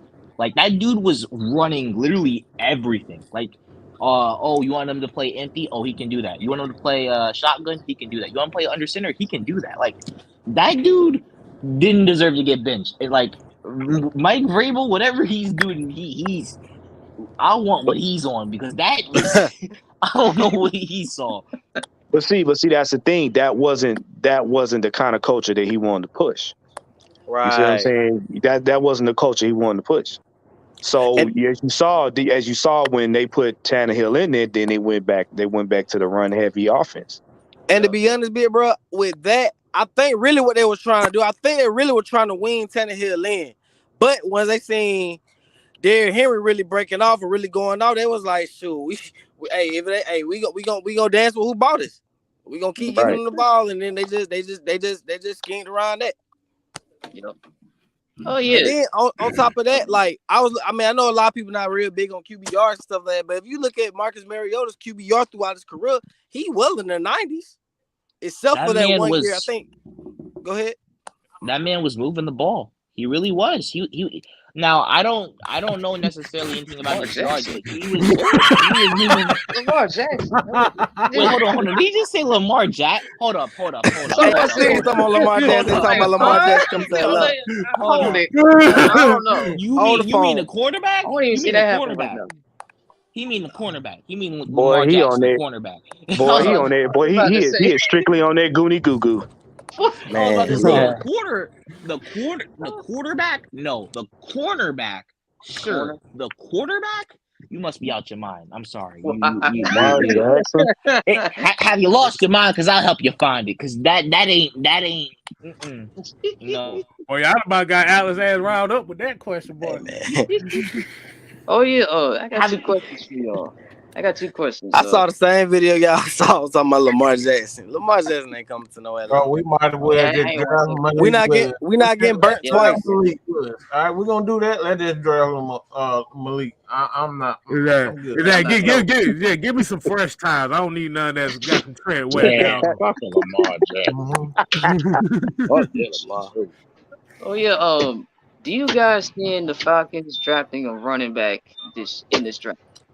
Or in other cases, I do. I got a lot of them I like too. I like the 4th round. Because to me, the one I like the best is Isaiah Spiller. I like that dude. I like him. Isaiah Spiller. Yeah, and then the one I do like as well, they ain't getting a lot of attention. So I hope he gets drafted is Tyler Algier, the boy BYU, which is also good. But I do like people comparing him to James Conner. I ain't gonna lie. I like bro. What's his name from Notre Dame? Kyron. I like him.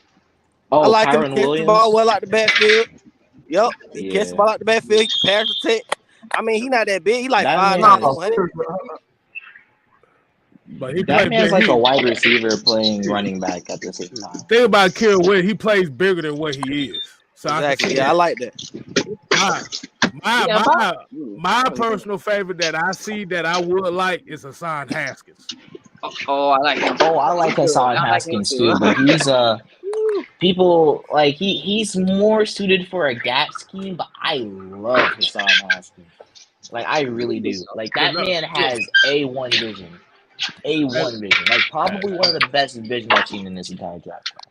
Like I said, the reason why is you're not arm tackling this dude. No. That's all we get. That's all I gotta say right now. No, you are not. No, you are not. You ain't tackling. Boy, you better come with it, boy. You better come with it, because if you don't, he's gonna bring the hammer.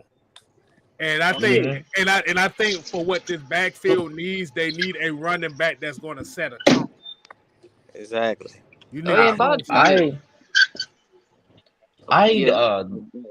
I like guys that are scheme versatile, but I haven't really been focusing too much on it because I've just been prioritizing a lot of other positions before that. But I think there's some guys that fit the scheme and also can produce. I just don't think that they're high-level players. Like I think Tyler Beatty has really good vision. I think Sincere McCormick is pretty good, and he performed outstanding for Texas San Antonio. Like he that man was rushing for a lot. Okay. Now that was surprising. That program as a whole last season was surprising. I did not see that. Only lost 1 game. Oh yeah. 1 out of 14. That's impressive. So yeah, I don't like how people are hyping up Tyreek Woodley. In my opinion, I don't really like that. I mean, I think he's good. Don't get me wrong, but I have him as like a similar to Alontae Taylor, and I have Marcus Jones slightly above them just because. I think Tyreek Woodley is more so of his measurables than anything. Right, I think it's more of his measurables. Right, I think he's good. Like with his technique. I just think he's a little bit less polished than Marcus Jones, at least in my personal opinion. Marcus Jones is like, I mean, I've seen him go up against Calvin Austin and make insane picks. I've seen him They go up about the against same Alec size. Pierce and swat the ball out of Alec Pierce's hands in a jump ball situation. I know he's 6'3", but that dude can literally has a 40-inch vertical and jumps and mosses people like he's D-Hop. Like that guy, like Marcus So you Jones is telling me no he got a little joke, Brent bro. Grimes in him? I mean, Alec Pierce ain't Not no the joke. He's crazy ass probably white. going second Oh, round. Alec Pierce He's is going good. second round. He's good. Yeah, I Marcus just Jones was able to kind of like he didn't have the best game against Alec Pierce, but he held his own. Like he was respectable, at least in my opinion. He wasn't great, but he wasn't bad. Like his technique was okay. I think that his game against Calvin Austin was way better because he made an insane pick. And even in the game against Calvin Austin, I don't think he did the best, but he still was able to ball out.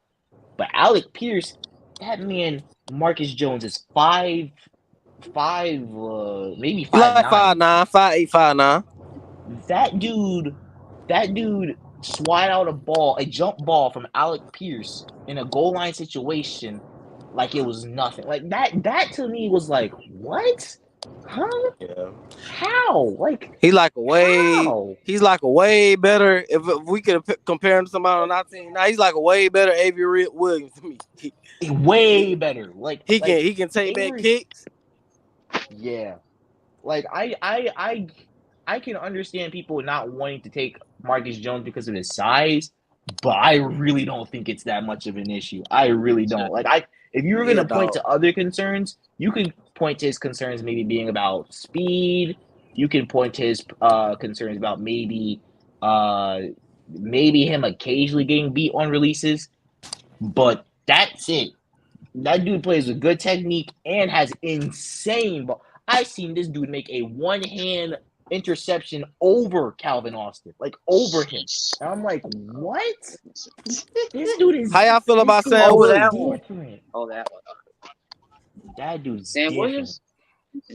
That's one of my favorites in this draft right now. Sam Williams got some hands. Now, that dude got some hands.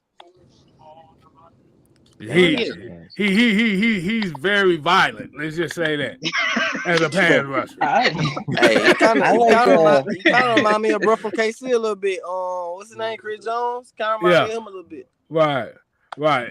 Anything that doesn't remind us of Dante Fowler, we good. You talking about talk trash about the fan. Wait, you done? What are you talking about? Hong Kong Phooey? Hong Kong Phooey. Yep. Like I said, he was more horizontal in the air than Brittany Renner at a NBA game. I'm just saying. Look, I'm gonna tell you right now. I'm gonna tell you, Dante Fowler kind of remind me of Chun-Li off of Street Fighter when she do that hurricane kick. Man, Dante Fowler benefited a lot from Aaron Donald, Brockers, and freaking Leonard Floyd and all them boys. Over there. I mean, Dante Fowler was like when I would look at him, I'm like, please get some, please, like, for the love of goodness, everything all. I was 100% done with Dante Fowler. He got still throwing about goddamn what Buddy from Buffalo. He got still throwing for Buddy from Buffalo. Buddy from Buffalo. I was over Dante Fowler then. Boy, how they? I'm like, brother, please. The one that got me, the one 3 times. The one that got me is when he jumped up in the air and did that raise your hand if you're sure type block and wasn't no ball in the air. I was like, dude, what are you doing?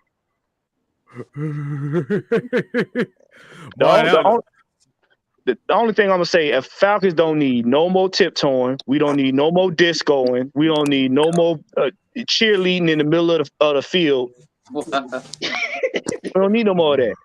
You got Disco Ridley, you got Hong Kong Phooey. Man, we don't need no more of that.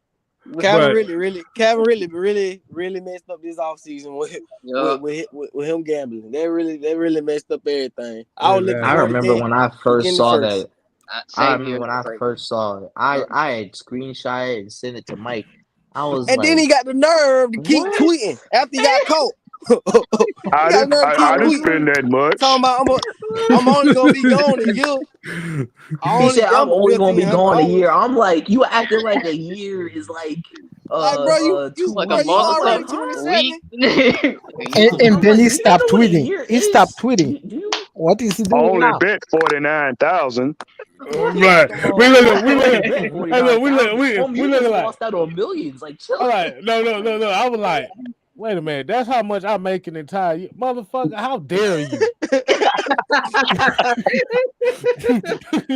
How dare you?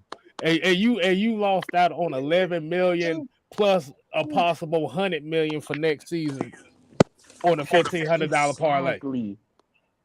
Like, how do you mess up your bag? Like, I don't even want to. How you do that? I don't understand. Bro, you could have got Riley Ridley to do the betting for you. They wouldn't have given Exactly. Look. That man was probably gonna get cut anyway. Like, He wasn't even in the league then. But look, I'm gonna tell you right now. His name pop up on that ticket and just being like, go ahead and push through. But I'm gonna tell you right now. You betting on games you ain't even playing in. Like, man, look what? Why? I don't even understand. I mean, I'm glad he at least betted on the Falcons, but like, please, like, why? Bet. You glad he bet on the Falcons? What? You mean? I mean, at least he wasn't like, like trying to what's they the word? told everybody do not bet on games. He couldn't call his brother and say, "Look, I'm gonna be in the game. You bet for me while you watch me play." No, you at home with him, talk about here. Take my phone, bet. Don't worry about it. They ain't gonna know. They still think I'm going to something. They ain't gonna know. That's what's so stupid about it. Like, you act like people weren't gonna know. Like, homie, you're in the like. All right. Look. Before I start getting, all I gotta say is Kansas City 2020. That's all I need to say. I was done right there. When I seen that, I said I was done. Man, like, nah. he had a tank. He had a tub. There was a tub right there. That man ran and then ran back. That man let Florence and I'll angle him. Why y'all think I call him him free touchdown and just... No. Why y'all think I call him Disco Ridley? Dude looked like he was doing the John Travolta on the 20-yard line. He had the perfect nickname for himself. Slide. That's all his ass do. Slide backwards, slide what to you the doing? left, slide to the No. right. I'm not doing the Cupid shuffle. No. He said he was doing the John Travolta Saturday Night Fever. Yeah. But in all honesty, really didn't fit our system anyway. He really more of an outside number type of guy. He couldn't make we seen he couldn't make the contested catches, even when Matt tried to put him in the position to make those contested catches. Every big play really I ever seen really make, he was in space. But basically what happened was he got his feelings hurt. And he did like a little kid. He didn't want to play in the sandbox no more because they told him he was going to have to really do some work. You're going to have to get hit, really. It's going to happen.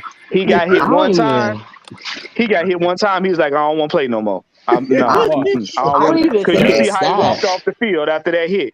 After they hit him, after he caught that pass across the middle and got hit, really got up like, I don't want to play no more, coach. I don't want to play no more. I don't even think it's that. Like, it's just like I don't even understand why he even left the team at that point. Like, when we're looking at this from a route standpoint, it's not like things were that different. I mean, they weren't running deep outs like they used to, which I think they should have done. And they started to do with Russell Gage later down the season. But he was still running a few low post to get free open yards, like it was a quick game, which is highly efficient. And I think Calvin Ridley was still running some routes to get open. Now, about him in contested catches situations, I don't necessarily agree with the fact that he isn't capable of making contested catches, because I've seen him make contested catches and do it against some pretty good corners that are known for their ball skills. I also just don't think I think it's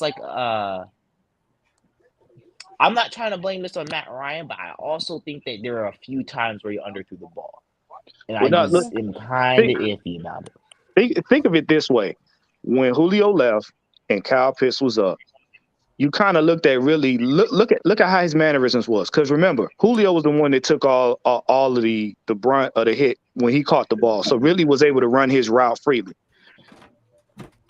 Kyle Pitts didn't take up that mantle. Kyle Pitts wasn't taking up Julio's mantle directly to where he was just going to go across the middle and take all the hits and then really could do what he had to do. Really had to step up because Kyle was still learning a new system. He's a rookie. So if you notice, the passes that really tried to really do his thing with were on the outside. But as you see, people started figuring out that he didn't want to get hit, so they started making sure he couldn't run to the outside. And like I said, it's just like I said, if y'all played street football before, y'all know it's always that one kid, when he get hit, he going home. He get hit, he get that one good hit. I'm going home, man. I don't want to play no more. Y'all hurt me. That's what happened to Ridley. Oh, I already know. I already know. I was notorious for sending the kids home. I already know. I've seen it. Hey, K-Style, you been what they call it, sideline bust? That's that one kid you get caught near the curb. And he limping home because he don't want to play no more. That's Ridley. Yep. I don't send his ass into the bushes. I don't think that Calvin really couldn't go to the outside. I just don't necessarily think Arthur Smith called plays for him to go to the outside as frequently as I'd like him to. Well, yeah, like, because you got to think. Sure. You got to think. Go back and look at them games in 2019 when Julio Jones would go across the middle and cut up and he'd catch a pass or he'd catch it in traffic. Right. The next play, what was Ridley doing? He would be a decoy for Ridley to get the ball. Kyle Pitts wasn't doing that yet because Kyle Pitts hadn't really gotten acclimated to doing the routes. And that's the reason why he was getting bracketed. So Ridley had to step up and be the dude to take the heat. And he didn't want to. So it was like, think about it. If you watch him catch the ball, he's running around like, hey, man, y'all gonna help me? Who gonna help me? And they like, run, man, run.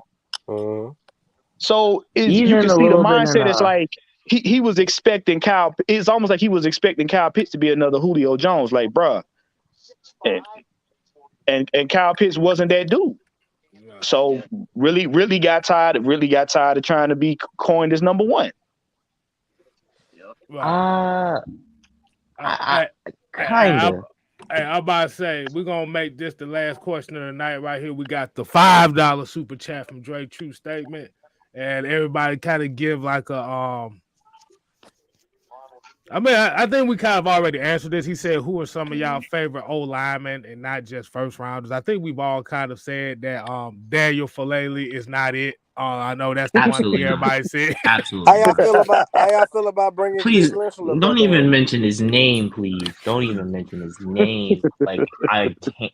So help me, gosh, if I hear his name again, I don't even want to think about it. You said Alec Lindstrom. Yeah, how y'all feel about bringing him in here? I mean, if I'm being honest, and I'm being brutally honest, I think he's a stronger version of Matt Hennessy. That's it. That's literally it. I don't think he's significantly better. What the hell is that supposed to mean, Alec? What the hell that means? I think that he does practically what Matt Hennessy does, but he has a better anchor and he has more grip strength than I think Matt Hennessy does. I think he's able to sustain blocks and okay. That's what I meant to say. But like, I don't think that man falls over like he's tipsy on the field and he ducks his head and he like falls on the ground randomly and I'm like, Chris, go get your brother, please. Like, what's going on here? Oh, like, he's not bad. I don't think. Well, I would say I say another offensive lineman from what I saw from the Senior Bowl is Trevor Penning. This dude literally getting in the fights with everybody in the drills. I was like, yeah, that's. Oh yeah, he got in a fight with Tyler Smith, or no, Tyreek Smith. I was like, what? This dude literally pushed the pass rusher into the goalpost. I was like, yeah. This is some nasty He shit, really right? did. And the thing is, I don't even think he started like the dude that got pushed into the goalpost. He didn't even like fight back. It was like the next play afterwards, and Trevor Penning was still like being like Trevor Penning was just kind of carrying it like too far. Like he had pushed him into the goalpost, and then the next play kept going pushing them and kept going pushing them. And I'm like, yo, chill. It's a Senior The Bowl. rip over. Like this ain't an actual game. Like relax. Like you Bruh, about to kill him. Like chill. bruh, Man, bruh, y'all this, probably get on me for this, man. But shoot, he kind of remind me of Caleb McGarry. I ain't even gonna lie to you. Oh, I see it. Who? I see it. I ain't gonna lie. Who? Trevor Penning remind me of Caleb McGarry a little bit. I Not see even it, gonna lie. but that's not. I see it, but that's not I mean, really like in what him. way? In what way? Like I as think far from as, like a no, go ahead. from like a compine's point, like he looks like how Caleb McGarry tested at the combine, but I don't think he tested as well as he did in the combine. I Like mean, Caleb when McGarry you was look, pretty nasty in Washington. yeah, and in Washington, when you look at his Yeah, film and run that Main blocking, Street. that man Oh, he still has had it. a little bit He's of. going nowhere. He still does. Yeah, he still does. Like he's actually a pretty good run blocker, and I think that's something that Trevor Penning Let has me like. say this real quick. Alex. He's a right tackles are right tackles for a reason. They're not as athletic as a left tackle. Right tackles are not as athletic. So when you talk about guys, when you draft a right tackle, you draft them because they're not as good as left tackle. That's why they went to the right side. And a lot of those guys don't have the foot quickness. There's very few right tackles in the league that are actually very good. All those guys struggle. That's why you got them on the right side. So I was like, I know a lot of people be hard on Caleb McGarry and saying he's inconsistent. That's the reason why he's at right tackle. Right I tackles also in the remember league people are saying they was gonna inconsistent. kick him inside too. Like after we drafted him a little bit, they was like he'll probably Which be is, better if we kicked him inside. and honestly, they should have. They really should have, because if I'm looking at it right, he plays that he doesn't do well in are sometimes when he's getting caught back inside because he's not quick enough. He actually does pretty well on speed rushes, which is surprising because he really initially I don't think he was actually Let me ask y'all that this great then. at it. Let me ask you this. This is why I always ask people, and we talk about trying to say, all right, is this guy good or not? Name the top 5 right tackles in the league. Ryan Ramczyk. See, we don't damn know. Now you see my point. Right off top. Now y'all see my point. This is the reason why we got to stop being so hard on guys, because a lot of people can't even name 5 to 3 right tackles. He's I was a gonna lot say better. Mitchell Schwartz, He's but a he lot retired. better. That's exactly what I mean. So we got to stop being so thought hard on these guys. Got to stop being hard on these guys. They're a lot better than what we give them credit for. Exactly. When you compare them to the league in its entirety, the coach's job, the coach's job is to help cover the offensive line deficiencies. You never want to leave any tackle if he's not Jake Matthews or Trent Williams. Most of these guys are not going to hold up by themselves. So if you see your right tackle consistently getting beat, well, the coach is not doing a job. We saw that with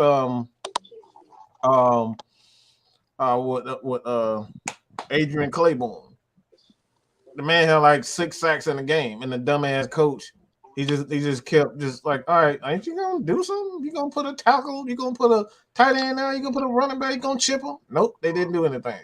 So when you see these guys constantly I remember getting that game. when you see tackles consistently getting beat the exact same way, oftentimes it's not their fault. It's actually the coach's job for not making the adjustment. So we got to lay off on a lot of these tackles, man. I was actually thinking about this game like today, man. The game where Adrian Claiborne got 6 sacks against the Cowboys. Yeah, man. Oh yeah, Man, just one. Yeah, he ran all over the Cowboys. Yeah, man. It's because like I think Tyron Smith got hurt, and then they put the they were down backup to like their a second tackle or over there, third. and then he got blasted. Well, I think it's. Oh yeah, no. No, go ahead. Go. I'm about to say I felt sorry for that time because he got his ass cut after the game. They pulled what Julio did to dang on Ben Rickery, whatever the hell his name was. They're like, nope, but you get your ass up out of here. And man, Julio still getting hate mail. And the sad thing about it, Adrian Claiborne had 9 sacks that whole season, and 6 of them came against this dude. Man, Julio owe that man Ben Rickery kids an apology, man. Shit, hey, look, he got time now because ain't nobody picked his ass up. Right. True. Oh yeah. I did get some news. Someone got a contract extension. Well, a 5-year contract deal. Jaylen Howard, 5 years. I think it's like $50 million. Jaylen Howard. 5 years, $90 million extension. That's what it was. Yep, that's what it was. Not surprised.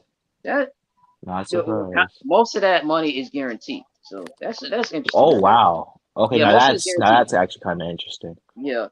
Well, that's not that interesting because he kind of did deserve it. He is one of the best corners in the league. I can't deny that. That Is true. That is true. He is one of the best corners. I was expecting it to be most of it fully guaranteed, but yeah, that is true. Most of it is guaranteed. Most of that money is guaranteed for sure. And I also wanted to mention before the show goes out, if any of y'all watch college football, I want to let you know something as well. Conference realignment is already started in motion. It's already started. 3 teams, I think 4 teams. Yeah, they moved to a new conference before this upcoming season. So with ODU, Southern Miss, Marshall, and James Madison, those 4 are going to the Sun Belt as soon as this upcoming season. So that coming by surprise a little bit because I knew conference realignment was crazy. It all started with Texas. Marshall. Let me tell you what. Let me tell you what they need to do. They need to scrap the Sun Belt. They need to scrap the what? I don't know about Sun Belt. I mean, they got 14 teams. Yeah, I don't know about that. Conference USA was the biggest loser. They about to add. They only have like 8 total by the time this ends. So they have way less. But what I'm saying is, let's be honest. When it comes to these college playoffs, it's only 4 divisions that make it to these playoffs: the SEC, the ACC, the Big 12, the Pac-12, and the Big 10. Last year was an exception. I don't count. Since that was good last year. I was actually just watching watching your boys. I like y'all running back. The running back y'all got coming up. I got a little something. Remember his name. Brewing over there. Number 1, that boy dog. Oh, he's gonna be one of the top ones in the draft. But yeah, when it comes to conference realignment, man, by far biggest losers was Conference USA. They lost 11 of 14 members just like that in a snap of a finger. 11 of 14. I'm gonna be honest. I don't think Texas and Oklahoma's ready for the SEC. I don't think they're ready for it. Even though they got some time left, they ain't ready for it. Look! Ask Missouri and Texas A&M. Well, hey, Mike. Say they're good now, though. They're good now. I got a question for you, and you guys too. How do y'all think this new rule for the postseason overtime is going to affect these playoff games, man? The season coming up. It could be a lot of bad signs than good. I don't even really get it. Because when you take the coin flip out of the equation, pretty much, so it's just gonna be y'all got to play the ball. How do y'all think? Like, if you compare from this season past, based on the teams that won, based on the overtime, how do you think that's gonna fare for this new season coming up? It's a participation. Honestly, basically, it just extends it. Like it just buys another team a chance. Like it's. See, I don't really like get the it. sudden death thing. I like that. I like that. In OT when it's tied, whoever wants to coin flip, and the first thing that's on defense, you gotta stop them good dudes. You gotta stop them. Cincinnati proved that. Exactly, which is why Perfect right, example of why this rule is so bad. emphasis should be placed on defense. Yes, Like, I don't know Buffalo. if y'all even know this about me, but I love defense. Like, I eat, breathe, and sleep defense. If you can't stop the offense, then you really shouldn't be in the playoffs. Because, like, It's what are just you doing? rewarding I know. crying. It's just rewarding crybabies. All this damn crying and like, look, it's just reward crybabies. Nobody gave a fuck when we made the same exact statement after losing the Super Bowl. Nobody gave a damn. Say, oh, it's not fair. The Falcons didn't get a chance. Nobody want to hear. Nobody hear this shit. So. But Yeah, they didn't give a damn about I don't care about because none of. of that. Here's what I'm gonna say about this rule. If Buffalo's defense didn't allow a game-winning, game-time field goal with 13 seconds to go, at least this rule would probably wouldn't happen. It's the great white hope. They got the great white hope was up against the biggest, blackest nigga in the NFL and Patrick Mahomes, and they didn't like it. Let's call a spade a spade. The black man beat the white man, and they didn't like it. Period. Point blank. I said it. So what? Yeah, that's pretty much true. Well, I mean, hey, nobody cared when Patrick Mahomes lost the same way. I know. Nobody gave a fuck when he lost the same way. Nobody gave a fuck when Matt Ryan. Nah, they didn't. The great white hope, because they wanted Johnny Manziel to be the great white hope. They wanted Baker Mayfield to be the great white hope. It didn't happen. So now Josh Allen, he's a great player. There's nothing against him at all. They great white hope because they tried to turn Tebow into that. That failed too. But let's call it spade to spade, bro. Let's call it spade to spade. Even with those rules, even if we get the ball back in the Super Bowl, we will not do shit. People been complaining about that rule. I don't get it. Like, I don't get it. Why they only change it for the playoffs? Why not change it for both regular season and playoff? Why just the playoff? Exactly. 13 seconds. That's why. I was gonna say I kind of feel like 13 seconds. Try to, that part. I feel like they probably should did a test run during the regular season just to see if it's a good thing or a bad thing instead of just doing it just strictly playoffs only when it first came out. I'm like, they got embarrassed in 13 seconds. That's why they changed this shit. They didn't want that to happen no more. Because up until that point, up until that point, everybody had the notion that, okay, possibly the person that gets the coin flip, they win. But that 13 seconds, you got to see that right there. They couldn't swallow that. They couldn't swallow it at all. Because they couldn't understand how the hell did that happen. Remember, and I'm gonna be honest too. Like, remember back in the day, it was worse back in the day. Back in the day, remember you can win the overtime with a field goal. Yeah.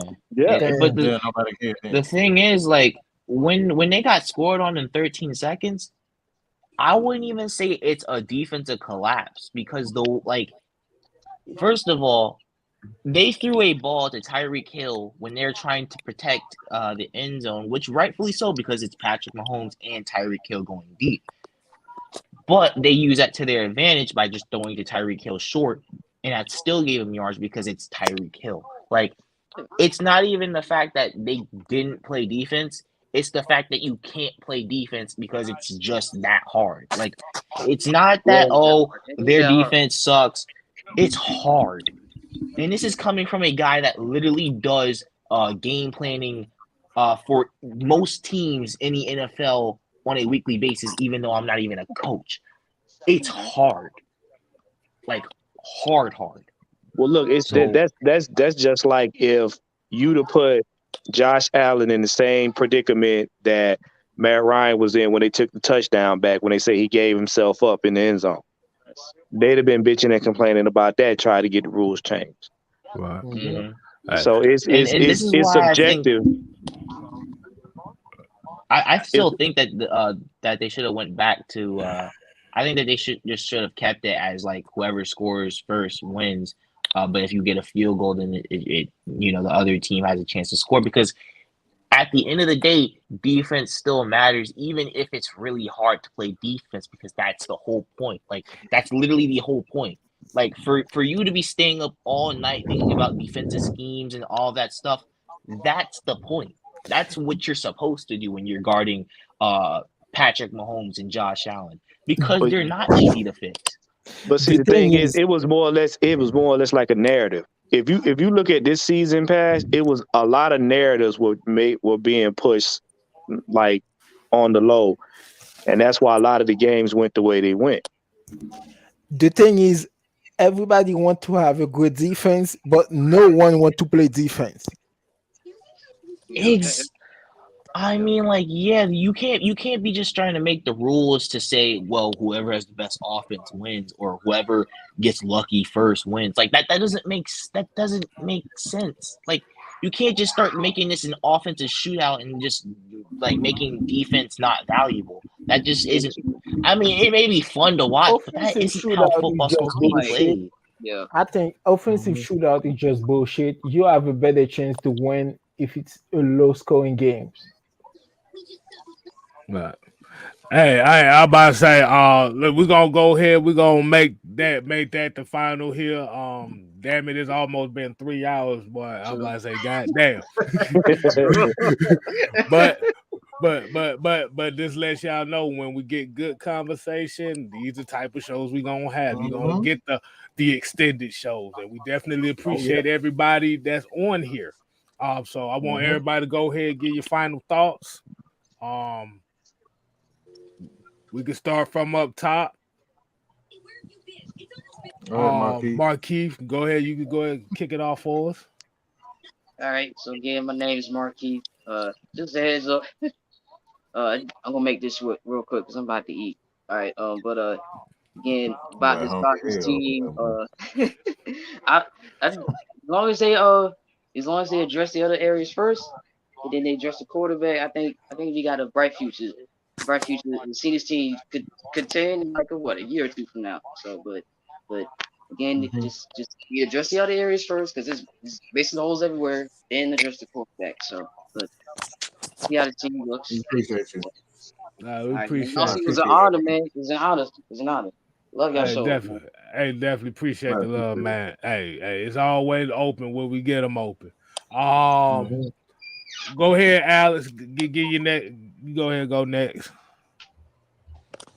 First of all, I love y'all for just having me on. I talk football all day. Y'all know it. I love being a scout. I love just watching football. I love just being immersed in the game.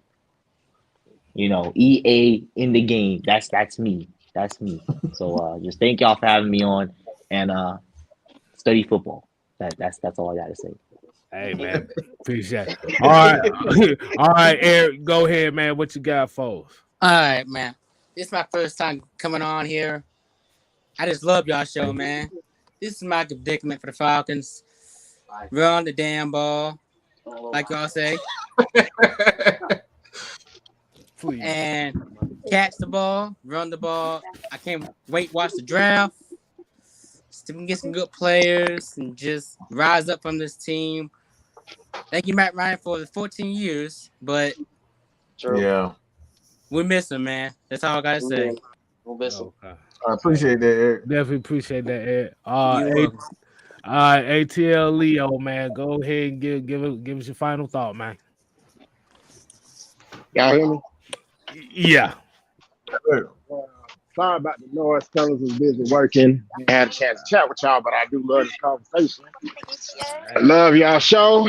And all you Falcons fans who want to rebuild, I hope you got some cocaine and some liquor ready, because it's a long one. Pure cocaine. Pure cocaine. Hey, K-Style. Yo. What you were saying about being a Tech fan, looks like we're about to eat that crow this year. That's all I'm going to say. Hey. And I appreciate y'all boys. Still got some learning to do. All right, man. We definitely appreciate you, man. All right, Easy, what you got for us? Yeah, man. We gonna Still, run my the bro. ball a lot, bro. Like Arthur Smith he designed this team to run the ball a lot. Run the ball, protect the quarterback. Got them get after the quarterback. Got them it. We can get to do quarterback, and then as long as we keep doing those stuff, we'll be okay. We'll be good.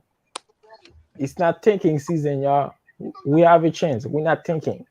We don't have the mentality to go out there and lose. People keep asking those players, these coaches, is this a rebuild?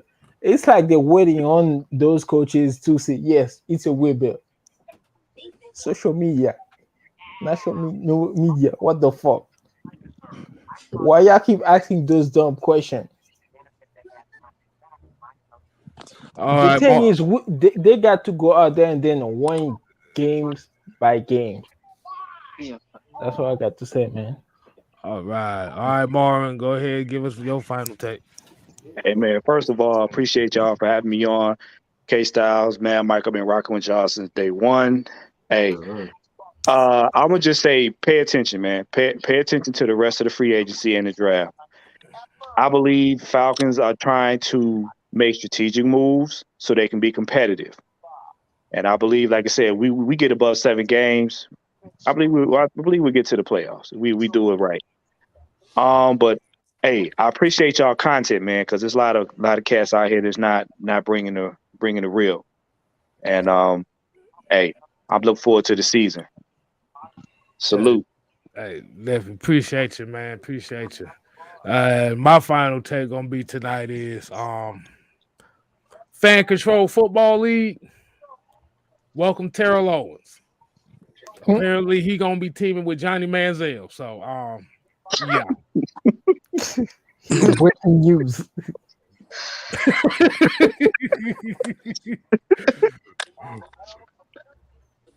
We don't know. But at the end of the day, like I said, Falcon fans, we got a long way to go. This season is going to be fun for us. Yeah. Because now we write a new chapter. This is a new chapter of this franchise. Mm-hmm. We got 14 great years from Matt Ryan. Of him getting his ass whooped. Now we gotta go ahead.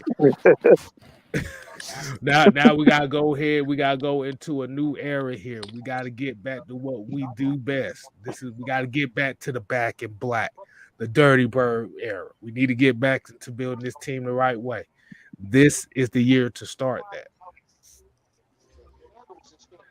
Done are the days of trying to be the greatest show on turf. The Thomas Dimitrov era was trying to rebuild the greatest show on turf. Fuck that. That was too inconsistent. So, like I said, for the Falcon fans that wanted to rebuild, don't jump off now because it just got real. Mm-hmm. And for us, and I'm gonna leave it like this: Terry Fontenot ain't shit. But we love it. Yeah. Go ahead, Mike. Close it out for us. Well, since everybody ain't shit and I'm just great, you ain't shit. Easy, you ain't shit. Eric, you ain't shit. Jerry, who I got? K-Style, you ain't shit. Leo, you ain't shit. Vlad Tepes, Well, you I ain't love shit. I love that, so I accept all that shit. You right, I ain't shit. That way, like a badge of honor, man. That's all right. I was looking at Mike, you can get hit by a bus for all I care. Damn. That's the attitude I want. I ain't say all that, but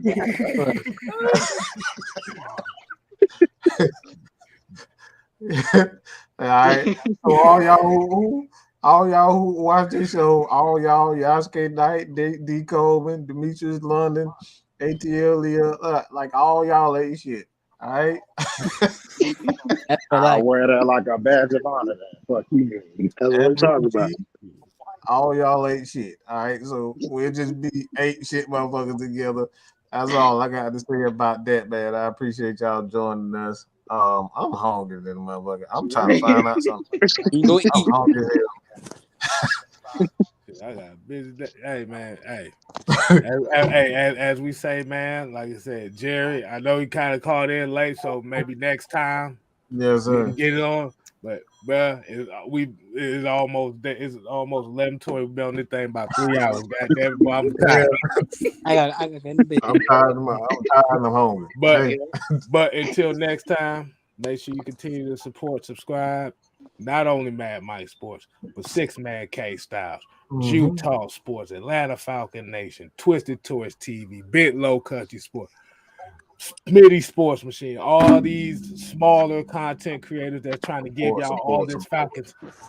We gotta support the real Falcon fans around here, because as we've seen from this Matt Ryan, Deshaun Watson thing, a lot of the big Falcon channels really ain't shit.